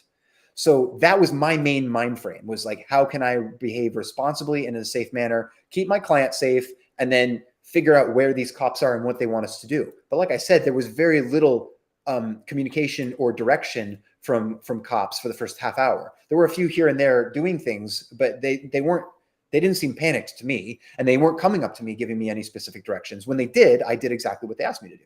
But that didn't happen for a bit. So when she said, let's give the speech, I just thought, well, that's a great idea, because we gave it our best effort to give the speech the way we're supposed to. And that was just prevented at every turn by various random events we never could have imagined. And now we're in here, whether we want it to be or not, and we're trying to safely get our way out. But until we can do that, it's the US Capitol. It's the symbolic starting point of our national republic. And it's the center point where Americans gather every day and every year to fulfill the sacred promise of the First Amendment that says you have the right to assemble and petition the government for a redress of grievances. So, whether you're doing it at the Capitol or just generally, that's your right as an American. And so in that moment, being in the Capitol building, it seemed memorable and significant and important in terms of the symbolism. So but her intent was to give that speech. It was important. Her message was life-saving, critical, truthful information, needed to be heard. And so we filmed it in that moment, because that's all we could do. Okay, so she gives the speech, and how do you get out of the building? So it's interesting. She starts to give the speech, and I start filming her. And, like we're right in that strip where the velvet ropes are in the Statuary Hall. And there's a couple of cops walking around as she starts giving the speech. And for the first 60 seconds, so the first minute or so of her speech, the cops are kind of directing some other people away from her and kind of encouraging, like, stay in the ropes and keep going this direction, but like not pushing them, but just guiding people to stay away from Dr. Gold, like to give her some space. That's what it looked like. I mean, they didn't say anything. That's just what their behavior seemed to indicate. And I was just standing there holding a phone to film her. So they didn't tell me to leave either, but they were guiding some other people to move around. So it literally appeared for the first minute like the police officers were protecting her ability to give the speech and sort of like allowing people to move by, but don't get in her space. Wow. Which was bizarre. But I mean, I don't know. It was bizarre. It was just like, okay, here's a person who looks like they're legitimately trying to talk to people, and they're just making sure people give her space to do that. So then after a minute of her speech, then one of the cops walks up to her and says, hey, you got to stop. Or I didn't hear him, but I assume that's what he said. And she's like holding her papers, like giving the speech, looking up at me to the camera, like really passionate, because she's a minute in and it's probably like a 3 or 4 minute speech total. So she's like just getting into it, and she's excited, and there's a crowd starting to gather to listen to her. And then the cop comes up and is like, you have to go. And she just looks up like, wait, I'm a doctor. I'm trying to give this speech. It's important. And the guy's like, no, you have to go, and pushes her. And she's like, okay. And then she walks and goes the way that the police officer says to go. And so as soon as I see that with my phone, I was like, well, I guess that's the end of the recording. Okay, that's what the cop said. So that's what we need to do. So then I followed her, and we went the direction that the cop told us to go. And that was just making our way down that hall back into the rotunda. And once we made our way back into the rotunda, there were, 1,000 people there. It was a very full room at that point. And we couldn't actually get to the doors to leave because there's just too many people. So we just hung out by the wall in the rotunda and just imagined, we'll just chill out for a couple minutes until hopefully the crowd gets a little smaller and we could safely make our way.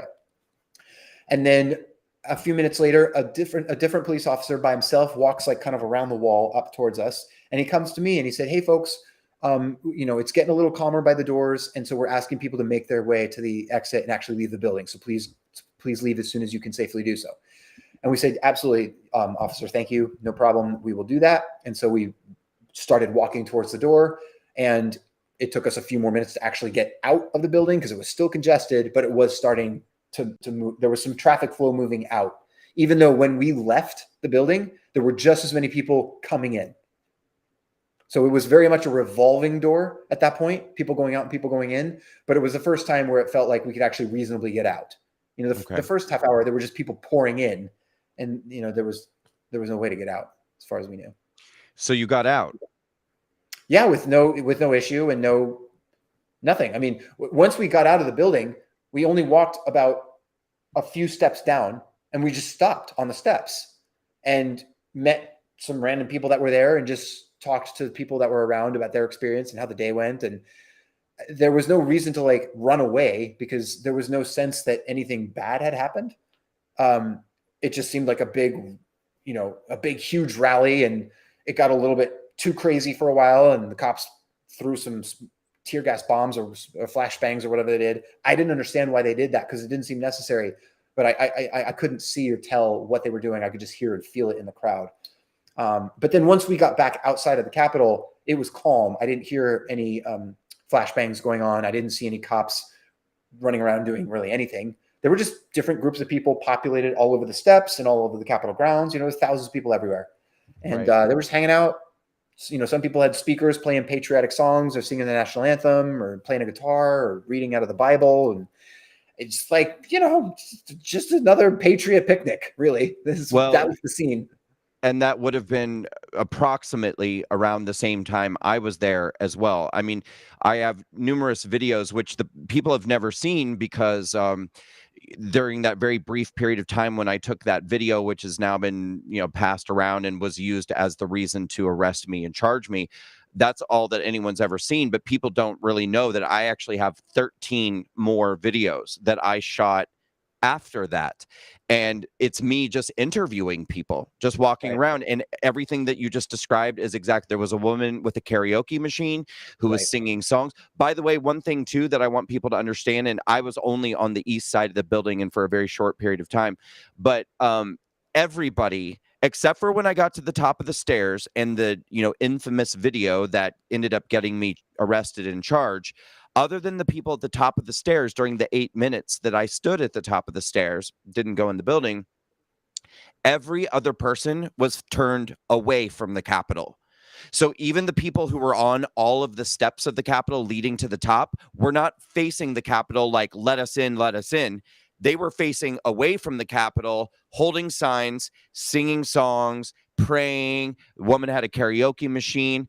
I also would like to point out, and I'll probably never post these videos because I don't want to be the reason why anyone gets in trouble or gets arrested or identified or anything.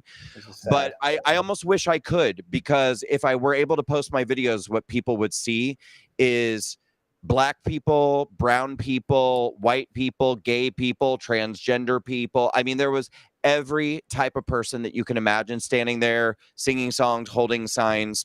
That was the atmosphere that I saw when I was on the grounds. But okay, so you get outside of the building, you do your thing. At some point, you leave. Now, I just to kind of reiterate, during the 45 minutes that you were inside, did you break anything, either of you? Of course not. Did you assault anybody? No. I've never assaulted anyone in my life and don't plan to. Okay. Did you encourage anybody to destroy anything or to hurt anybody or to behave violently? No, in fact, we didn't encourage anyone to do anything other than encourage them to stand strong for constitutional rights when she was giving her speech. But I mean, yeah, like that was the only encouragement happening, was the speech she gave. Okay. So but no specific encouragement to people there in the building to do anything. I mean, we didn't know anyone that was there personally. We didn't interact with anyone there. We hardly even like waved or talked to anyone. We really kind of kept to ourselves. Her purpose was to try to get the attention of the crowd and deliver a speech. That was always the purpose. Once we got pushed into the building, my main purpose was just to identify and analyze the situation and find out what is safe, what's appropriate, where are the police, where are the exits, what's going on. And it took some time to sort that out and figure it out. And, when she said, let me film the speech, I made sure she was safe to do that. I recorded it. Whenever cops came up to us and said, we need you to move this direction, I made sure that that's exactly what we did. But we did not otherwise engage with anyone else in the building. and we did not encourage or participate in anything that anyone was doing. Although the only thing I observed people doing was milling around taking selfies and Right. observing the beauty of the Capitol, which I saw was awe-inspiring myself. So that's the only thing I observed. I did not observe anyone attacking a police officer personally. I did not observe anyone attacking or defacing or damaging any property. What I did see was people picking up velvet ropes if they got accidentally knocked over or stepped into. I saw people self-policing the crowd if anyone seemed to be just a little too agitated, and I would notice people saying to that person, like, "Hey, calm down. Like, we're behaving ourselves. We're doing things appropriately." That was the attitude of the crowd the entire day, and that's what I observed in the morning. That's what I observed once we got pushed inside the building, and that's what I observed once we exited the building. So. Okay. So and for anybody who's watching right now, please click the share button. If you're watching on Facebook or Twitter, Getter, YouTube, just either retweet, click the share button. If you're watching on YouTube, copy that link, share it on your social media. Let's just try to share this interview, get it out there to as many people as possible. I'm talking with John Strand, who was inside of the Capitol for 45 minutes. He just got done telling us about being part of a crowd that was shoved when the doors were open, shoved inside, was inside for about 45 minutes, and then finally made his way out. He was with Dr. Simone Gold, acting as a security detail for her, which he's done many times before. So at this point in the story, he and Dr. Simone Gold have now exited the Capitol. They were in there for about 45 minutes.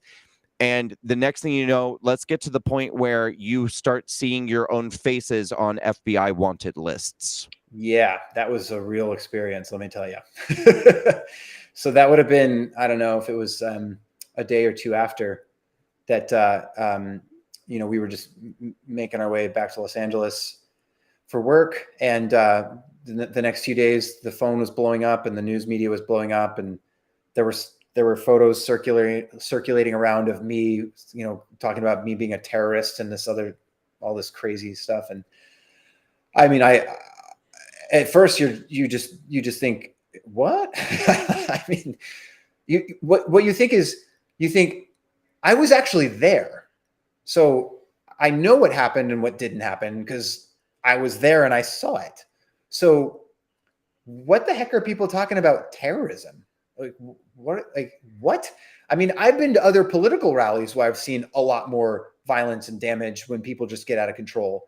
I didn't even see anything on that scale. I mean, I saw that, there was people pushing back and forth for a while, and then the doors got open, and then people pushed inside, and whatever the cops were saying to do or not do, I don't know. We had to figure that out. But once we did, we complied with whatever the cops asked us to do, and it seemed like the crowd, by and large, was doing that. Obviously, I understand there are exceptions, and there are a few random people that are knuckleheads and don't obey the cops, and that's never helpful. But out of a crowd of 1.5 million people, I think that was the minute minority. It was like hardly anyone that was causing trouble or doing anything illegal or disrespecting a police officer. The vast majority of us are very proud of our police officers and want to support them and comply with their proper directives. Right. So yeah, So I you didn't have start seeing your faces on wanted lists. You start seeing yourself in the media being reported as a terrorist. And were you scared at this point? Did you think, oh my God, they're coming for me? Or at this point, are you like, No. this is like almost like a joke? It seemed like a joke. I definitely wasn't scared because I had done nothing wrong. And I still assumed that, I guess, basic rule of law was in place. So I assumed that if there were actually people that had committed real crimes, that the police would determine who those people were and handle that appropriately.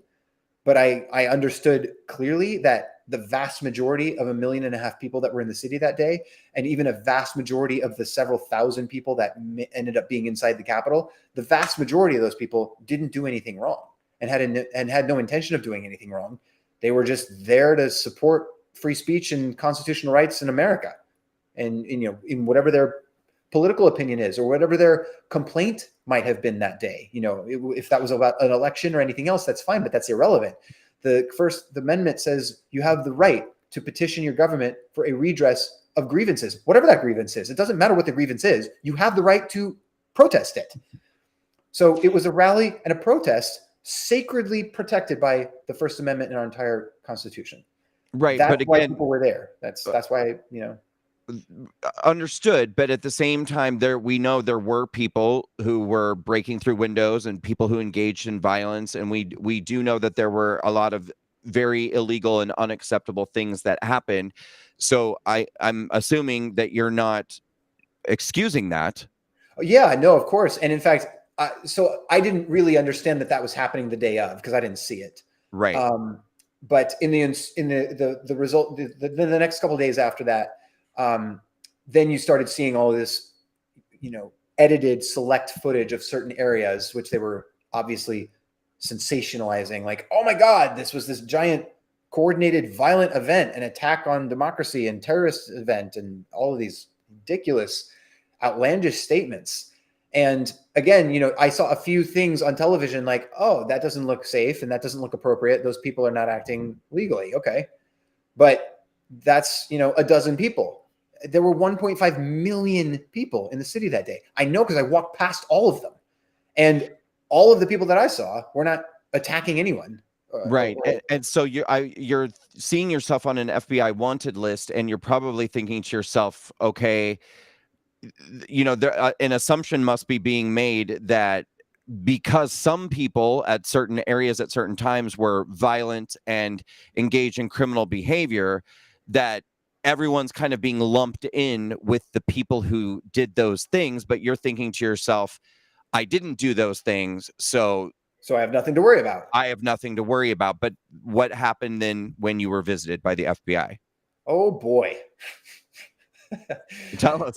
It might as well have been a movie. It literally felt like I was enacting Jason Bourne. It's whatever the most intense version of a Hollywood production you've ever seen that depicts an FBI SWAT team raid. That happened to me in Beverly Hills in Los Angeles, in a very quiet, obviously safe, normal neighborhood where that kind of stuff never happens. And it was terrifying and shocking and just bizarre. Your door was broken open? Broken to pieces, screaming like I've never heard screaming before. And my initial instinct was like, this must be a prank or like burglars or something totally weird, but not cool. Like, this is not appropriate. This is not normal. This is not supposed to be happening. If actual police officers needed to speak with us or you know, arrange, you know, whatever, ask us to come in or whatever, you know, they could call us. Like, was this a SWAT team? Yeah. I mean, full tactical gear, head to toe, red laser dot sights pointed on my chest. I could instantly sense that if I moved the wrong way, I'd be shot and killed where I stood. They were screaming. They were perspiring heavily. I could smell the body odor, and their adrenaline worked up. They were intense. They came in almost terrified, but certainly worked up as if they were fully expected to be attacked by a violent Mexican drug cartel. Wow. That's the way they assaulted us. And that's the physical intensity that the officers' bodies had. I could see it and smell it and feel it. I was actually totally calm. I was just sitting in the living room on a conference call working. So was Dr. Gold. That's a very graphic picture that you just painted, because I feel like I can imagine the perspiration and the smell and that almost like that roid ragey kind of energy probably coming from that person, where you're just like, why this? Like, what the hell? And they're screaming at you, get away from the door, get on the ground, hands up, put your hands up, get on the ground. I mean, they're screaming louder than that, but they were screaming. They were screaming like their life depended on it. And I could smell and feel that intensity, like their life was in danger from me. And what happened next? I got on the ground. Were you cuffed? I was put in shackles, head and foot, and dragged out the door and into a car. And taken to jail? Yep. And you spent 4 days in jail? 4 straight days without so much as even looking at a clock to know what time or day it was. Did you know what you were charged with at this point? Nope. Did you know how many charges you were facing? No, they shoved some papers in front of my face for a second. They never read my rights. They never gave me a phone call. They said a couple things to me. I honestly don't remember what they said. It was a chaotic moment. They shoved the paper in front of me. They shoved my phone in front of my face to, so they could unlock my phone. I was handcuffed. They took all my equipment, all my possessions. They ransacked the apartment we lived in. I didn't know that at the time because I was in the car, but when I came home 4 or 5 days later, the house was a wreck with stuff thrown all over the place. So they ransacked the house, but they dragged us out in the car, just left us in the car for a couple of hours while they ransacked the house, shoved papers in front of us. And I guess that was doing their diligence to say, like, we legally arrested you. I don't know. Nothing seemed illegal or appropriate or reasonable. And it was just insane and ridiculous. And I just stayed calm and quiet and just went along for the ride because that's all you can do. And got thrown in a jail, then got transferred to a federal facility and thrown in whatever, like high security federal detention center prison facility that they have in downtown Los Angeles. And it was 4 days later that someone, banged on the door and said, "Hey, Strand, you're leaving in an hour." And that's all I knew. I didn't know anything for 4 days. I didn't know what time it was. I didn't know what day it was. I was starting to forget how many days I'd been in there. I was about prepared to start finding some way to scratch lines in the wall so I could do like that Count of Monte Cristo thing and like figure out where my life was. I was this close to getting there. And someone knocks on the door and says, "You're leaving in an hour." I was like, at least someone told me something. Okay. And then I got out and they just dumped me on the street with nothing. And Dr. Gold had found someone to figure out where I was and get someone to pick me up. And now here we are a year and a half later trying to pick up the pieces. But it's been, as you know, Brandon, it's been just a series of torturous punishments every minute and every day ever since then. We were immediately put on essentially what's a terrorist watch list because we weren't even able to fly on an airplane for some time. And then later, when they started letting us fly, they put us through so much torture that we hardly ever take a plane because it takes an entire day to take one single flight anywhere. And it's a miserable day. The list that he's talking about, guys, is called Quad S. I was put on the Quad S list. It takes hours of screening at the airport to be able to get on a plane. After you make it through regular security, which literally takes hours, a team of FBI or TSA agents will follow you then around the airport. Sometimes they have dogs. They'll station themselves around you when you sit at the gate. They bring special equipment to the gate. So before you board the plane, they go through everything in your bag and swab it and test it for explosive materials. They put their hands down your pants. They do this. They full on rape you practically. It's like a colonoscopy head to toe, every inch of your body. They forcefully rub hard.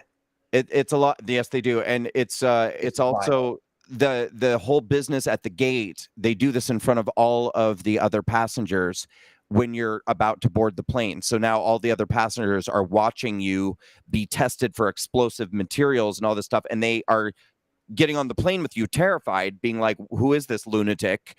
Okay, that's just one thing, but continue, please. What else?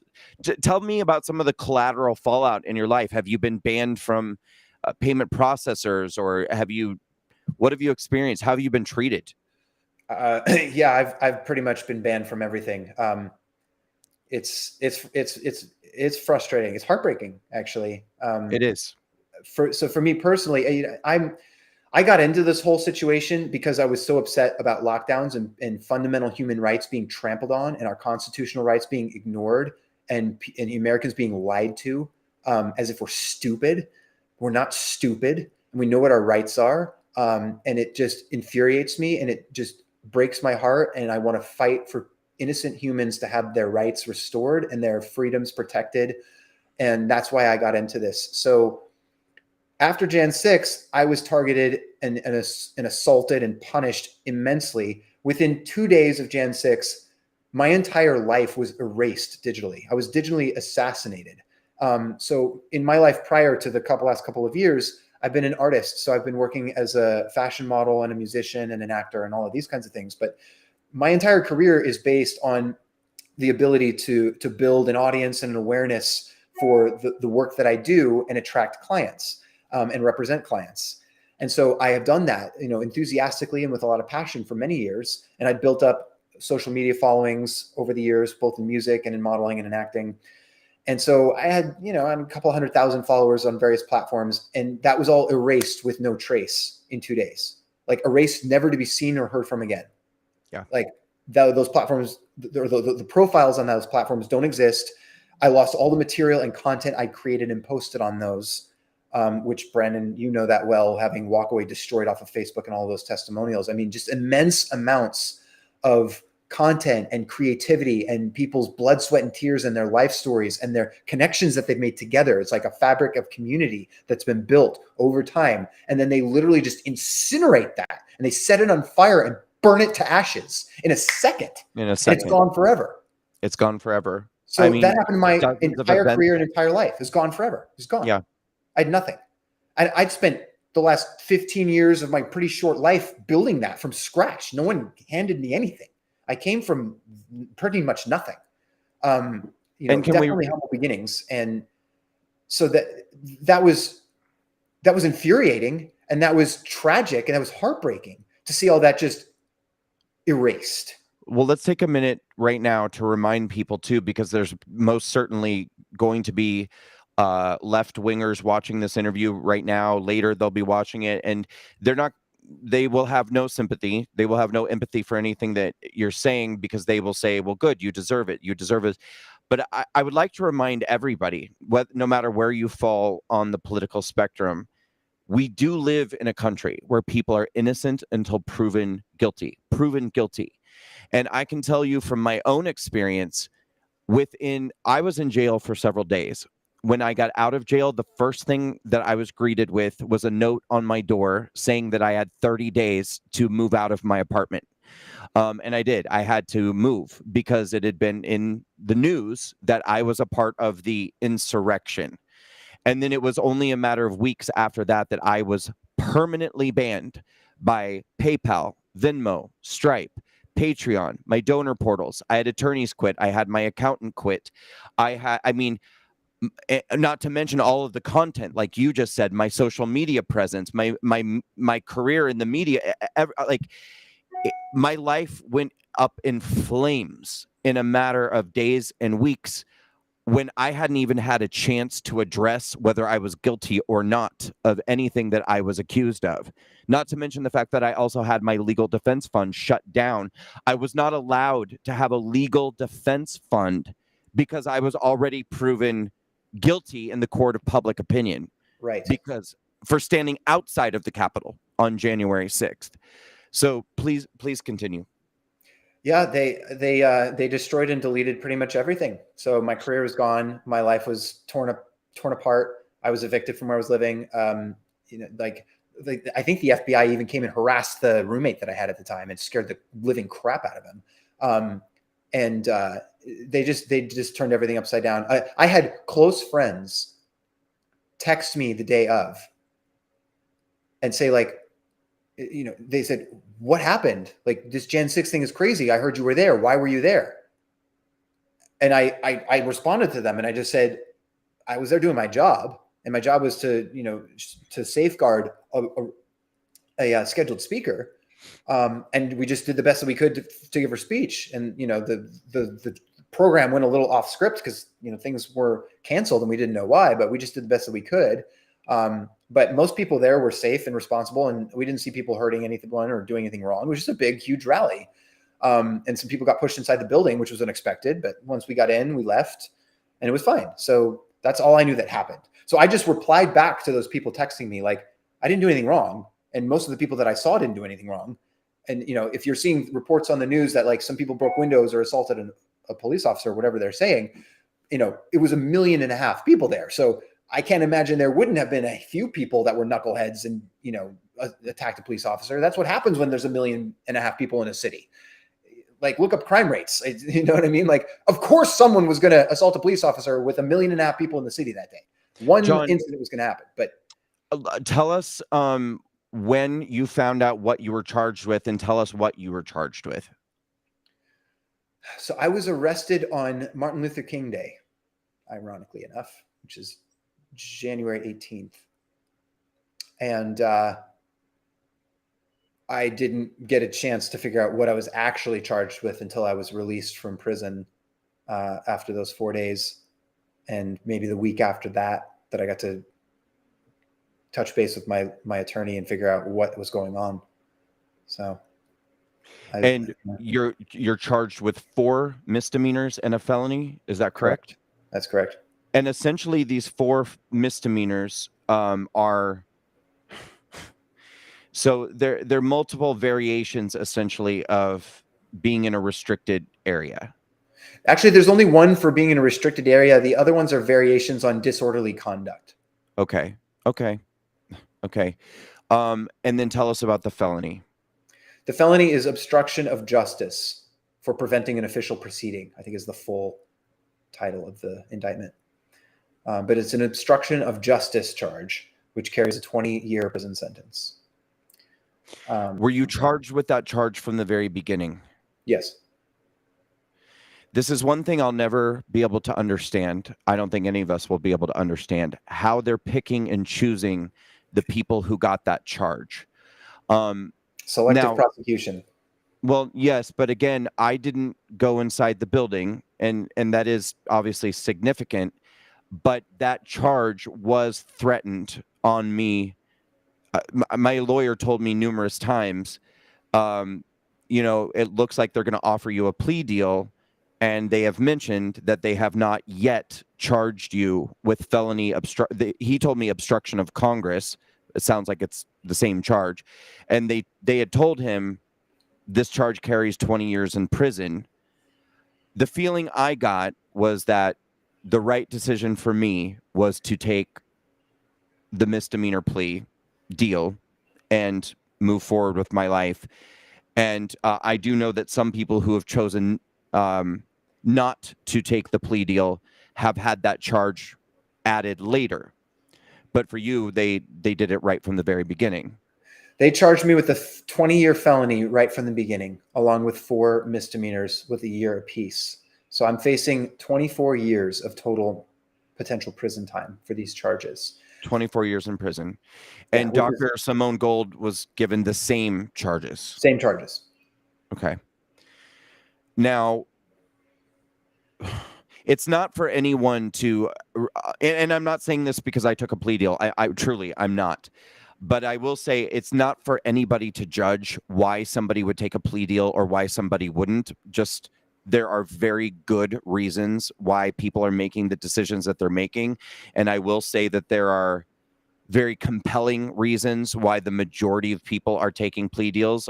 More than 800 or 900 people have been charged, and I don't know the percentages, but I think at least 80 or 90% are taking plea deals. You're not. No. Why? Well, you said there's a good reason for people to do that, and that's absolutely true in the practical sense.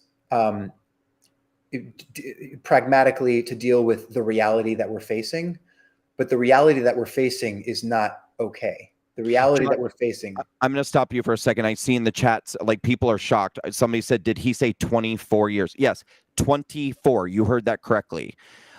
John's trial begins 1 week from today. September 19th. And he is facing 24 years in prison. Please go ahead. Yeah, September 19th, I walk into the Lion's Den in Washington, D.C. And that's what's happening.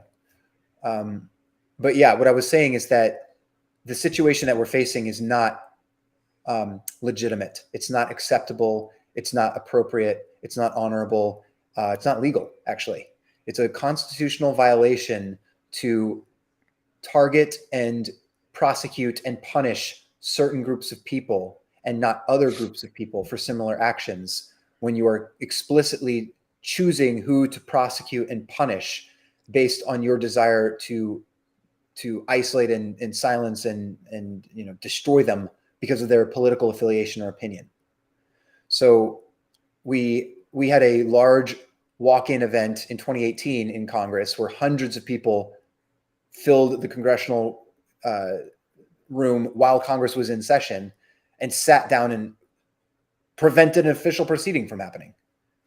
And not only did none of those people face 20-year felonies, they weren't even charged with a crime at all. They just went home with their selfies as a memento and were, I'm sure proud of themselves for preaching their opinion and speaking their First Amendment rights, which I support them speaking their First Amendment rights. I suppose that you probably shouldn't be filling the halls of Congress at an inappropriate time and obstructing official proceeding. You shouldn't do that. I wasn't doing that on Jan 6th. Most people that I know weren't doing that on Jan 6th. Most people on Jan 6th were just trying to protest and speak their First Amendment rights. But you had hundreds of people fill Congress, and while Congress was there, much more intense, potentially volatile or dangerous situation, and those people are all just let go. And then only 2 years later, they're trying to they are arresting 800 people or so and counting from Jan 6 and saying, we're going to crush you with 20 years of prison for walking around in a Capitol building when Congress wasn't even there when we were in there. And most of the people had no idea that there was an official proceeding to prevent. And that certainly wasn't what they were thinking about or interested in. They were just there to protest and listen to a speech. So it's selective prosecution. It's a violation of equal protection, which is guaranteed by the 4th and 14th Amendments of the U.S. Constitution. Equal protection under the law. We are not getting equal protection by any means. It's completely unequal. It's completely biased. It's completely politicized. And it is utterly outrageous and shameful. It's disgusting. I want to tell everybody. So I got sentenced in January of this year. And after my sentencing, I finally felt safe for the first time to start reaching out to other people that I had known before January 6th who also got charged. And one of those people was John. And at that point, we knew each other before, and we certainly had a friendly relationship. You've truly become one of my closest friends since January. We sometimes talk every day, sometimes for hours. And it's like I said earlier in this interview, it's very difficult for anyone to possibly comprehend or understand what this has been like, because it's so much more than charges. It's so much more than a legal case. It's the daily stories in the media that call you a terrorist, that call you an insurrectionist, that say that you went to Washington, D.C. with the intention of overthrowing the government, or starting a civil war, or trying to subvert democracy in some way, or overthrow an election. It's the cancellation, it's the banning, it's the expectation of shame and being expected to wear a scarlet letter. It's and we'll get into how our side has reacted and dealt with that in just a moment. But you and I had a conversation months ago, and you told me you were going to trial. No ifs, ands, or buts about it. And I said, why won't you just take a plea deal? Why won't you just take a misdemeanor and move on? You're going before. And so people understand, none of these cases is jurisdiction being released. So forget it. For those of you who don't understand, who are saying, well, just, ask for your trial to be in your hometown or your state or whatever, they won't. Every January 6th case is going before a Washington, D.C. judge and a Washington, D.C. jury. And at least as far as the juries are concerned, these are people who for 2 years have been told that this was a deadly, violent insurrection by racist Trump supporters, by bigoted people who went there to overthrow the government. And these are the jury pools. Okay, this is what John is going to be going in front of in a week. And I said, why are you doing this? Like, just take the misdemeanor and move on with your life. And he explained to me, and he can explain to you guys, that he was unwilling to do that he had to take a stand. He told me that somebody has to fight back. Somebody has to stand up for truth. And I said to him, But John, you've seen even me, who I'm a very high profile person. I've been a very beloved figure in the conservative movement. And I felt abandoned. I felt abandoned by the former administration. I felt abandoned by Republicans in Congress. I felt abandoned by the Republican Party. And I felt abandoned. And I said, John, you might take a stand and nobody cares. And what if you end up getting convicted and going to prison and nobody ever says your name and nobody ever even cares that you took this stand? And he said, I know. He said, I think that might happen. I'm prepared that I may go to prison and no one might ever care that I took this stand. But he said, I still have to do it because it's the right thing to do. That's exactly right. And at that point, I said to you, okay, then there's nothing left for me to do but just simply support you. And that's what I'm going to do. And so you've got my support, my full support. I'm planning to be there next week. I can only travel with permission from my probation officer, and I've been talking with her about it. And at this point, it looks like it's not going to be an issue. I will be in that courtroom every day, starting next week, and I will support you. And I really hope that other people will come and that I'm not the only one sitting in that courtroom a week from now. But go ahead and tell us why you're doing this. Yeah, Brandon, thank you. That's amazing. I appreciate that so much. I'm grateful. I'm excited. I'm really hopeful, actually. But it's a dark time. It's a difficult time. I had to make this decision a long time ago. I decided well over a year ago, knowing what I was facing and knowing how this was playing out, knowing that the DOJ has been hijacked by partisan, bureaucrats that are totally enslaved to an addiction to power, and they care about nothing else. And I know this, so I'm not unaware. I'm not naive, but I truly believe in the absolute importance of integrity and standing firm on what is true and what is right. And so personally, I determined that I know I am completely innocent, and to accept a plea deal is to make a public statement that I'm guilty, and that would be a false statement for me. And I'm unable and unwilling to do that. I've been called by God to only bear a truthful witness, not to bear false witness. So I won't do it. And that's literally the end of the story. You can throw me in jail for 100 years. I'm still going to choose the path of standing firm in speaking the truth and not confessing to a lie, not confessing to a crime I did not commit. But beyond that, I've also observed in my life experience, and especially in the last few years, that innocent people are being obliterated by people that are not innocent and people that are not honest and people that are willing to do anything to gain their objectives at the expense of decimating and destroying other people. And I'm sick of it.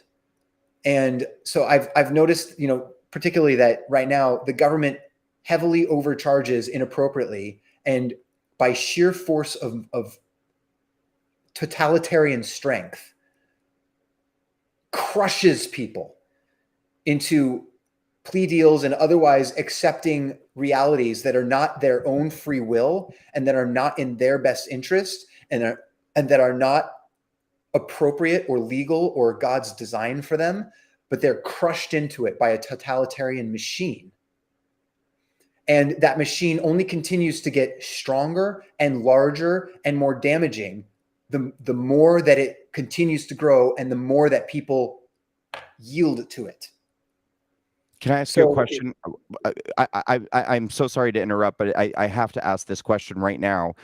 What you're describing, do you think that it would be allowed to grow and become so weaponized and tyrannical and out of control if there were, even if not equal, if there were some sort of response from conservative media, from conservative Republican politicians, from the conservative movement in general, if there was not silence, Would this Brandon, be allowed to be happening? we are the response. Who is we?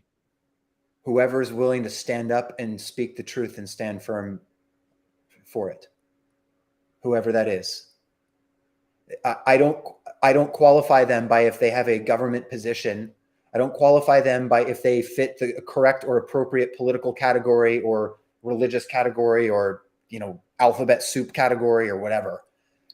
All I care about is, are you doing what's right? Are you pursuing the correct course of action? Are you sticking through it even when it gets difficult and when other people are screaming at you and attacking at you to try to prevent you from doing what you know is right? Are you doing it anyway? And if you're one of those people, you're on my team. You're on my side. You're my friend. You're my brother. You're my colleague. You're my countryman.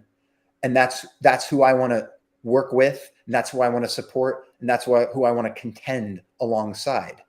And it should be politicians and Congress people. And I'll give a shout out to Marjorie Taylor Greene, who I respect immensely, and Matt Gaetz, and a few others that are trying to raise a rallying cry. But we need a lot more than 2 or 3 people in Congress. And ultimately, the reason we're in this jam is because Americans are just way too comfortable and apathetic and lazy. I'm just going to be brutally honest right now because it needs to happen. But this applies to all of us, right? We're lazy because we can be. We're comfortable and we like it that way.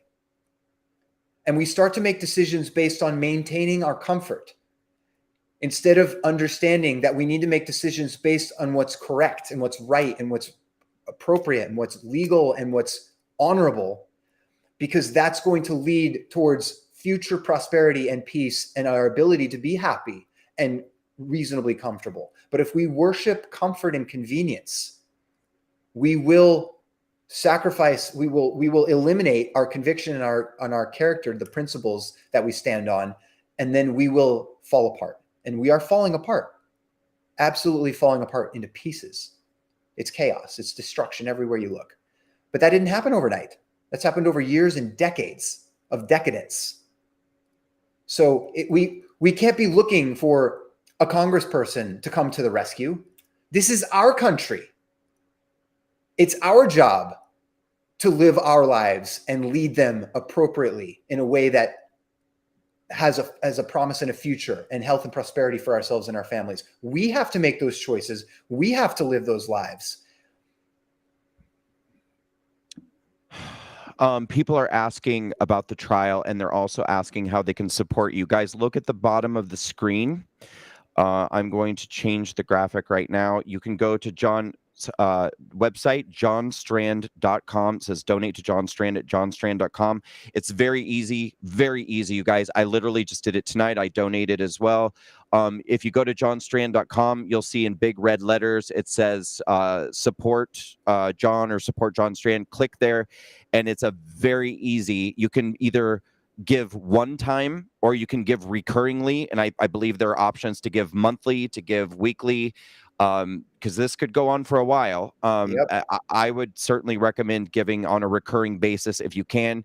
I always tell people, I know you guys think, oh well, I can't give, I don't have that much money. If you don't have much money, $1 a month adds up.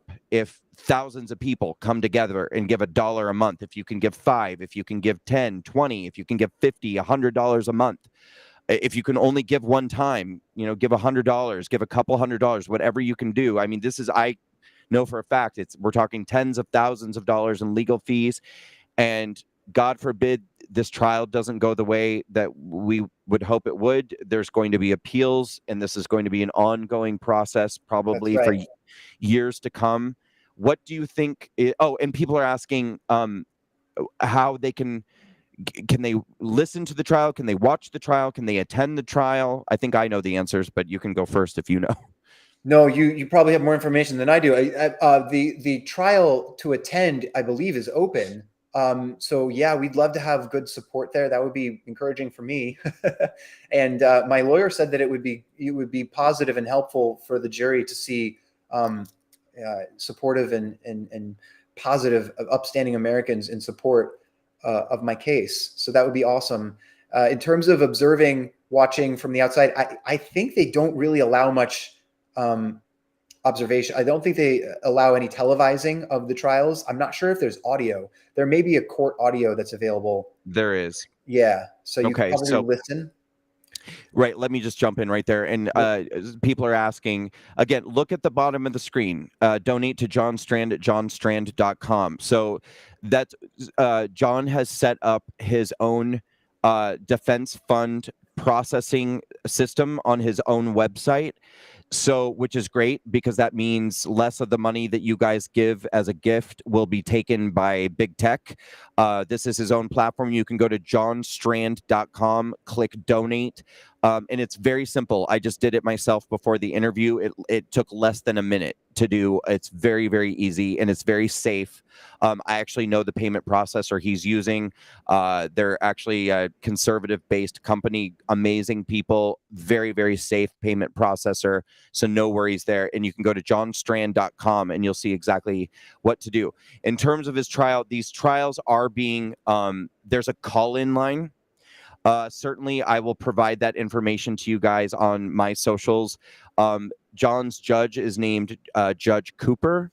Every judge has a different call-in extension, and I'll provide that information to you just for some reference. During all of my hearings, which there were 4 or 5 over the course of a year, there are call-in lines for all of these different hearings, and it was not unusual for there to be anywhere from 500 to 700 people on the line for all of my hearings.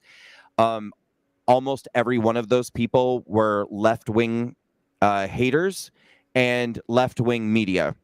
And honest to God, there were, I'd say, less than 5 conservative media outlets that were listening to my hearings, and at times when there were 700 people on the line. So that just, I just want to give you guys that perspective, because even though I couldn't see or experience the people who were calling in, just knowing that there were hundreds of people who hate my guts and are cheering for me to be convicted and put in prison, and almost nobody who loves me and cares about me listening on that line, be there. Let's give some love. Let's give some care. Let's give some support. And if you can be present in the courtroom, you should if you can. I'm going to make every effort to be there myself. In fact, I will be there, with the only exception being if I, for whatever reason, am not granted permission to travel. And I don't think that's going to happen. What do you think is going to happen at your trial? Man. I think the truth is going to be spoken. I think the truth is going to be represented, because that's my mission and I'm committed to it. And I really just want to speak my heart to the jury, whoever they are, 12 Americans that are supposed to be my peers. I mean, obviously, honestly, if we're going to be really realistic about this, it's a travesty of justice and it's a joke. It's a total constitutional violation to be trying someone like myself in this situation in a politicized environment like in Washington, D.C. It's not at all a fair and unbiased jury of my peers. It's not even close. But at this point, I've been unable. We have filed motions claiming, reasonably, that it is not constitutional that I would be tried in this manner in this jurisdiction, and that my case should be reassigned.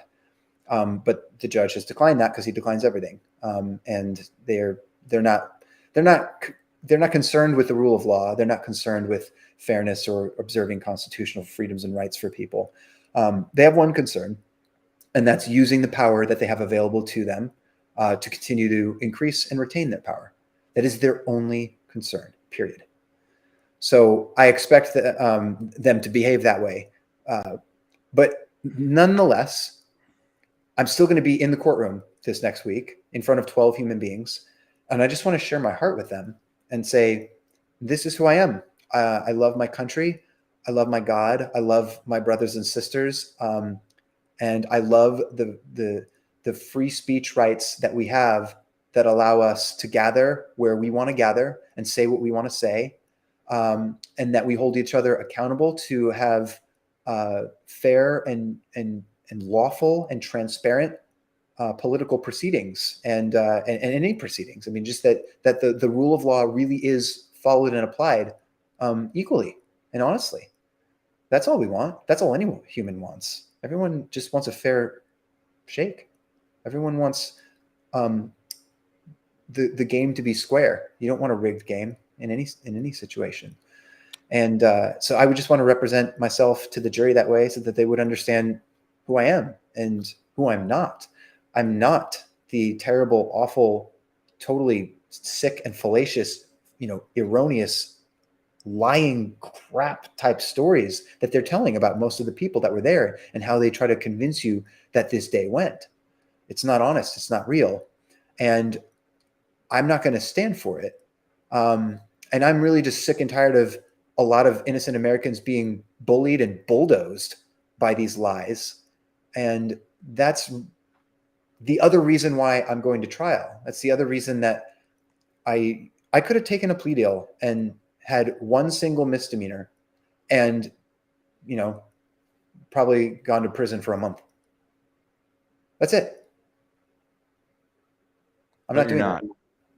No, I'm not interested. Are you afraid? No. Why not? Because my future is secure.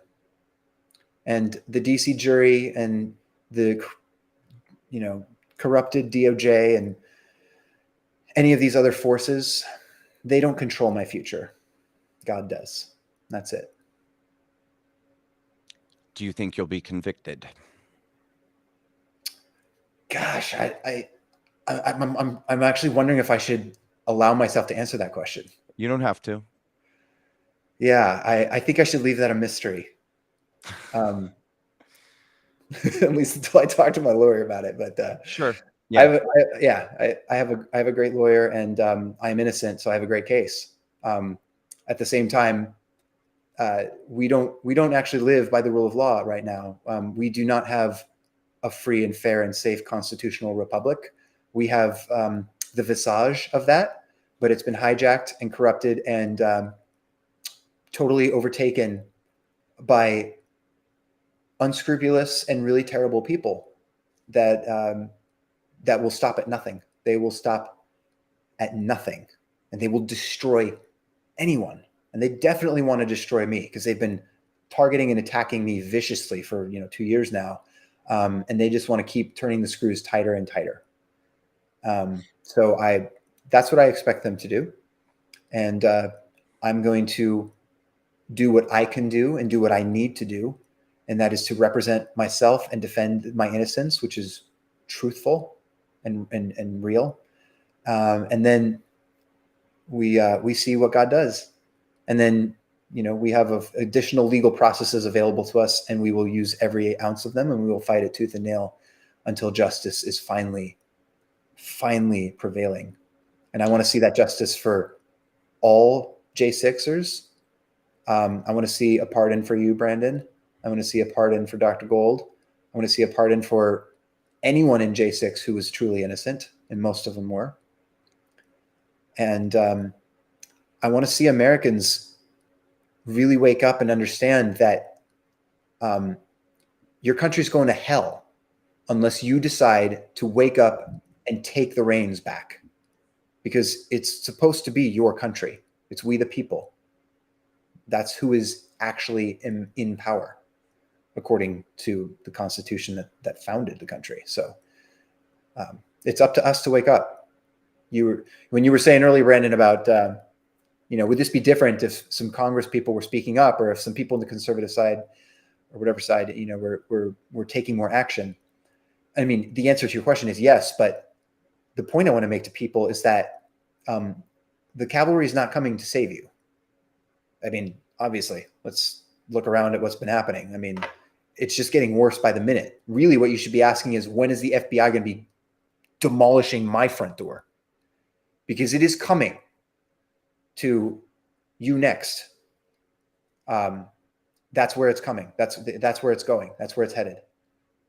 And It's not going to stop unless you and I stop it. That's it. That's all we have. All we have is ourselves. All we have is what we know to be true. And if we are willing to act on it, it takes a little foresight, I guess. A little reading some history would help, because if you understand what happened before, you realize what's probably going to happen next, because patterns are common. They repeat all the time. But it takes a little foresight to realize that, I could just let this story slip past the news cycle because it doesn't really affect my life right now. And I don't need this clot shot, ridiculous jab that they're pretending to call a vaccine and forcing on everyone's throats. But, I could just take it and it probably won't hurt me. But if that's how you act, if that's how you live your life, where is that going? What's that going to get you eventually? We need to think ahead. We need to think proactively. Once again, ladies and gentlemen, this is John Strand, who's going to trial 1 week from today on 4 misdemeanor charges and a felony charge of obstruction of Congress. He faces 24 years potentially behind bars in prison for the 45 minutes that he entered the Capitol on January 6th, entered against his will, or certainly was not his will to go inside, but he ended up inside, and that's where we are. If you'd like to support, it's on the bottom of the screen here. Donate to John Strand at johnstrand.com. You can go to his website. John has a support fund set up, and you can use that support fund to support his legal defense. I would like to believe that people will be supporting your content and your art and everything else when you're acquitted. Yes. We got big plans, Brandon. We got a lot of exciting stuff coming. So I hope people get excited about that. And yeah. I think people do probably want to know if we could get an inside scoop on how Simone Gold is doing. People read that she was released a few days ago from prison. Is there anything you can tell us? Absolutely. Dr. Gold is doing tremendously well. She's in great spirits. She maintained really good spirits throughout the entirety of her sentence. She spent 45 days in a maximum security federal prison, essentially, because they accommodated all levels of security clearance. So that's actually utterly disgusting and illegal, and it's just insane. She wasn't guilty. I can say that because I'm not taking a plea, so I know who was guilty and who wasn't. And Dr. Gold is a brave, courageous, innocent woman who's been attacked viciously by many, in the government and out of the government. And she won't back down because she knows what the truth is, and she knows it's worth standing for and fighting for. I always like to say that the future is only what you fight to make it. And Dr. Gold has been leading the fight for medical freedom and just an authentic pursuit of truth and transparency for several years now. And she's just getting started. So she's in good spirits and she's in good health. And she's taken a few weeks to just kind of rest and recover and get herself prepared for the next chapter in the next season, which is going to be really exciting for her. And there's going to be huge things coming in the freedom movement. There's going to be huge things coming from goldcare.com. If you understand how corrupted the medical system has become, and that's no understatement or overstatement, it's a cesspool and it's a tool of death. So you should extricate yourself from that system entirely. And goldcare.com is a great way to pursue an alternative economy in a America First freedom-minded way. And so yeah, she's doing great.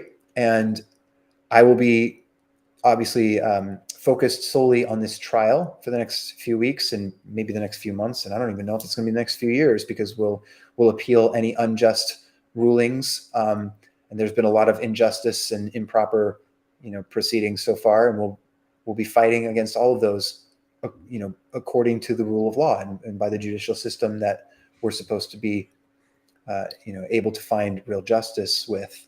So we'll keep fighting for that, and we'll never stop. I texted Simone yesterday or the day before, I can't remember now, and she responded. We had a brief exchange back and forth, and she had indicated that she wanted a couple of days to just recenter. And we had talked about getting on the phone on Wednesday, and I look forward to that. I'm sure a lot of people know there was a horrible thing in my case where documents were leaked, and the left-wing media and people who just want to maximize as much damage as they can possibly do tried to kind of create this story that there's an enormous rift or something going on between she and I I don't believe that that's true. And at this point, it seems like it's not true, because we're talking, and I hope that we have a great conversation this coming week. Yeah, And definitely not true. Fake yeah, news. yeah, fake news. And in time, when she's feeling better and had gotten her footing back, she and I can address some of those things down the road. I suppose we should start closing out. I just want to encourage everybody once again, please contribute to John's support fund. You can go to johnstrand.com. It's right there at the bottom of the screen. Donate to John Strand at johnstrand.com. It's very easy. It took me less than a minute to go there, click support on his website. It walks you through the steps. You can give one time, or you can give recurringly if you want to give on a monthly basis, if you want to give on a weekly basis. Again, this is going to be going on for a long time, likely. And there may be appeals, there may be an ongoing process. He certainly could use your financial support. Please find a way to give that to him. But in addition to that, give your emotional support. John, I want you to tell people in a minute how they can follow you, how they can keep up with you in any way. If you're able to come out and support in Washington, D.C. next week, please do it.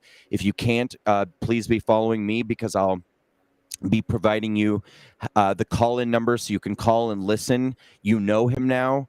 This is, I hope that he's made an impression on you. I hope that in this short period of time, you see him as a person, and a person that you care about, and you feel invested in this, and you feel invested enough that you want to be there, and that this means something to you, and that you want to listen and follow this case, because you should. Tell people how they can follow you.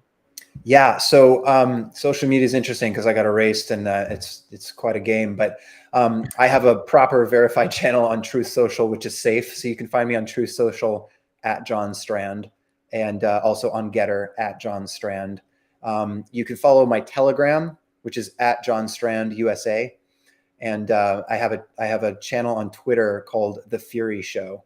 So that's TheFuryShow, The Fury Show on Twitter. Okay, well, I tried to write that all down, but you said too many things. Okay, so there's Truth Social and Getter at John Strand there at the bottom of the screen. Yeah, at John Strand on Truth and Getter, John Strand USA on Telegram and Instagram. Okay. And The Fury Show on Twitter. Okay, perfect. So if you guys missed all of that, you can at least go on Truth Social and Getter and follow him, and then he'll go on Truth Social and Getter and tell you how to follow on the rest of the things. So you can put out a post tonight, John, and repeat some of those things. I am very proud of myself because I did not cry during this interview. There were a couple of times where I know I did a couple of times, and I'm going to try to get through the whole. I'm going to try not to cry right now, but it's going to be really, really hard. But I'm going to do the best I can. I just want to tell you that I literally could not have got. I mean, I know people say this, and it's a very like you write it in your high school yearbook, and it's cute, but I mean it when I say I could not have gotten through this last year without you. You have come to mean so much to me in my life. You're a friend. You're a brother. I truly, truly love you, and anything that I can do to help and support you, I always will. And I thank you. Thank you for being there for me and helping me get through all of this. Yeah, you're going to make me cry, man. Yeah, I feel the exact same way. It's not just a statement or a token thing or whatever. It's like I've never even imagined experiencing anything like this, much less actually have experienced it. And it's just beyond words. And it's really horrific. It's really awful. It's incredibly painful. It's incredibly draining. And you know this, you felt it. And I hate to think of where I'd be or how I'd feel or what I'd be, without someone like you being there, like when no one else could be there or will be there. Like you've been there. You've just not backed down from anything. You've not given any excuses. You've just been yourself and you stuck to that no matter what. And I can't thank you enough for that. And that's all anyone really would hope for from another human. It's just to be who you are and stick to it. Well, you're most welcome, and I mean, you always, for me, you always will be, and that's you said a moment ago something about not making any excuses. I mean, I can say it's very interesting because here we sit, two different January 6th defendants, two very different outcomes, and very different choices that we made. And all I can say for myself is I never felt like I was in a winnable situation.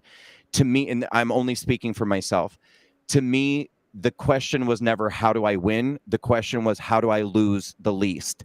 I saw this only as a losing proposition. I felt that I had been caught up in and ensnared in something that I could not get out of, and I still don't feel like I'm out of it. I don't know if I Right. ever will be, Right. but for me it was not a question of how do I win and how do I lose. It was how do I lose the least. And that's what ultimately influenced the choice that I made. But I think you're the bravest person I've ever known. I think you're the bravest person I've ever met. And you have nothing but love and respect for me for the choice that you're making. And I know that it could end badly. And I do.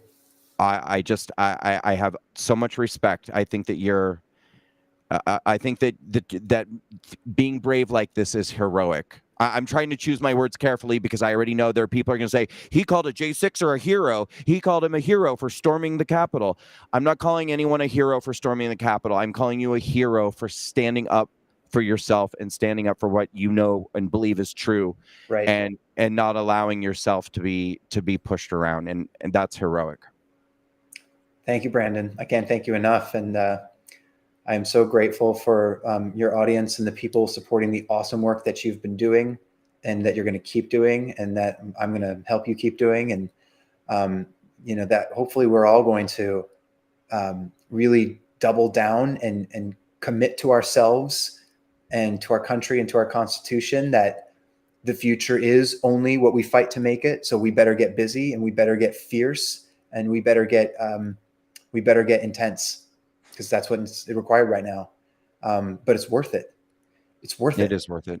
It is worth it, or we wouldn't keep doing what we're doing. Ladies and gentlemen, we're going to wrap up. Look at the bottom of the screen. You can follow John Strand on Truth Social and Getter. He's also on Telegram and YouTube. You can go to his Truth Social and Getter. He's going to put a post out to teach you how you can follow him on those platforms. Please support financially if you can. I'm going to show you right now how to do that. You go to donate at johnstrand.com. It's a very, very simple, quick sign up, takes less than a minute. You can follow or you can support one time, or you can do it on a recurring basis, weekly, monthly. Give recurringly if you can. This could go on for a long time. And quite frankly, even if he gets acquitted, keep supporting him. He does amazing work. You should keep supporting him anyway, even if he goes and kills it and gets acquitted next week. Just getting started. Just getting started.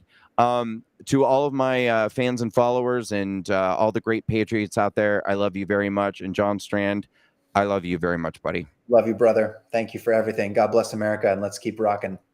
All right. Patriots, I'm going to let you know how you can continue to follow and support next week. I'll be there in the courtroom unless I'm absolutely not allowed to do it. And I'll give you guys all the call-in number so that you can follow his trial as it goes on. Everyone, have a great night. God bless America. Love all of you. Good night. Awesome.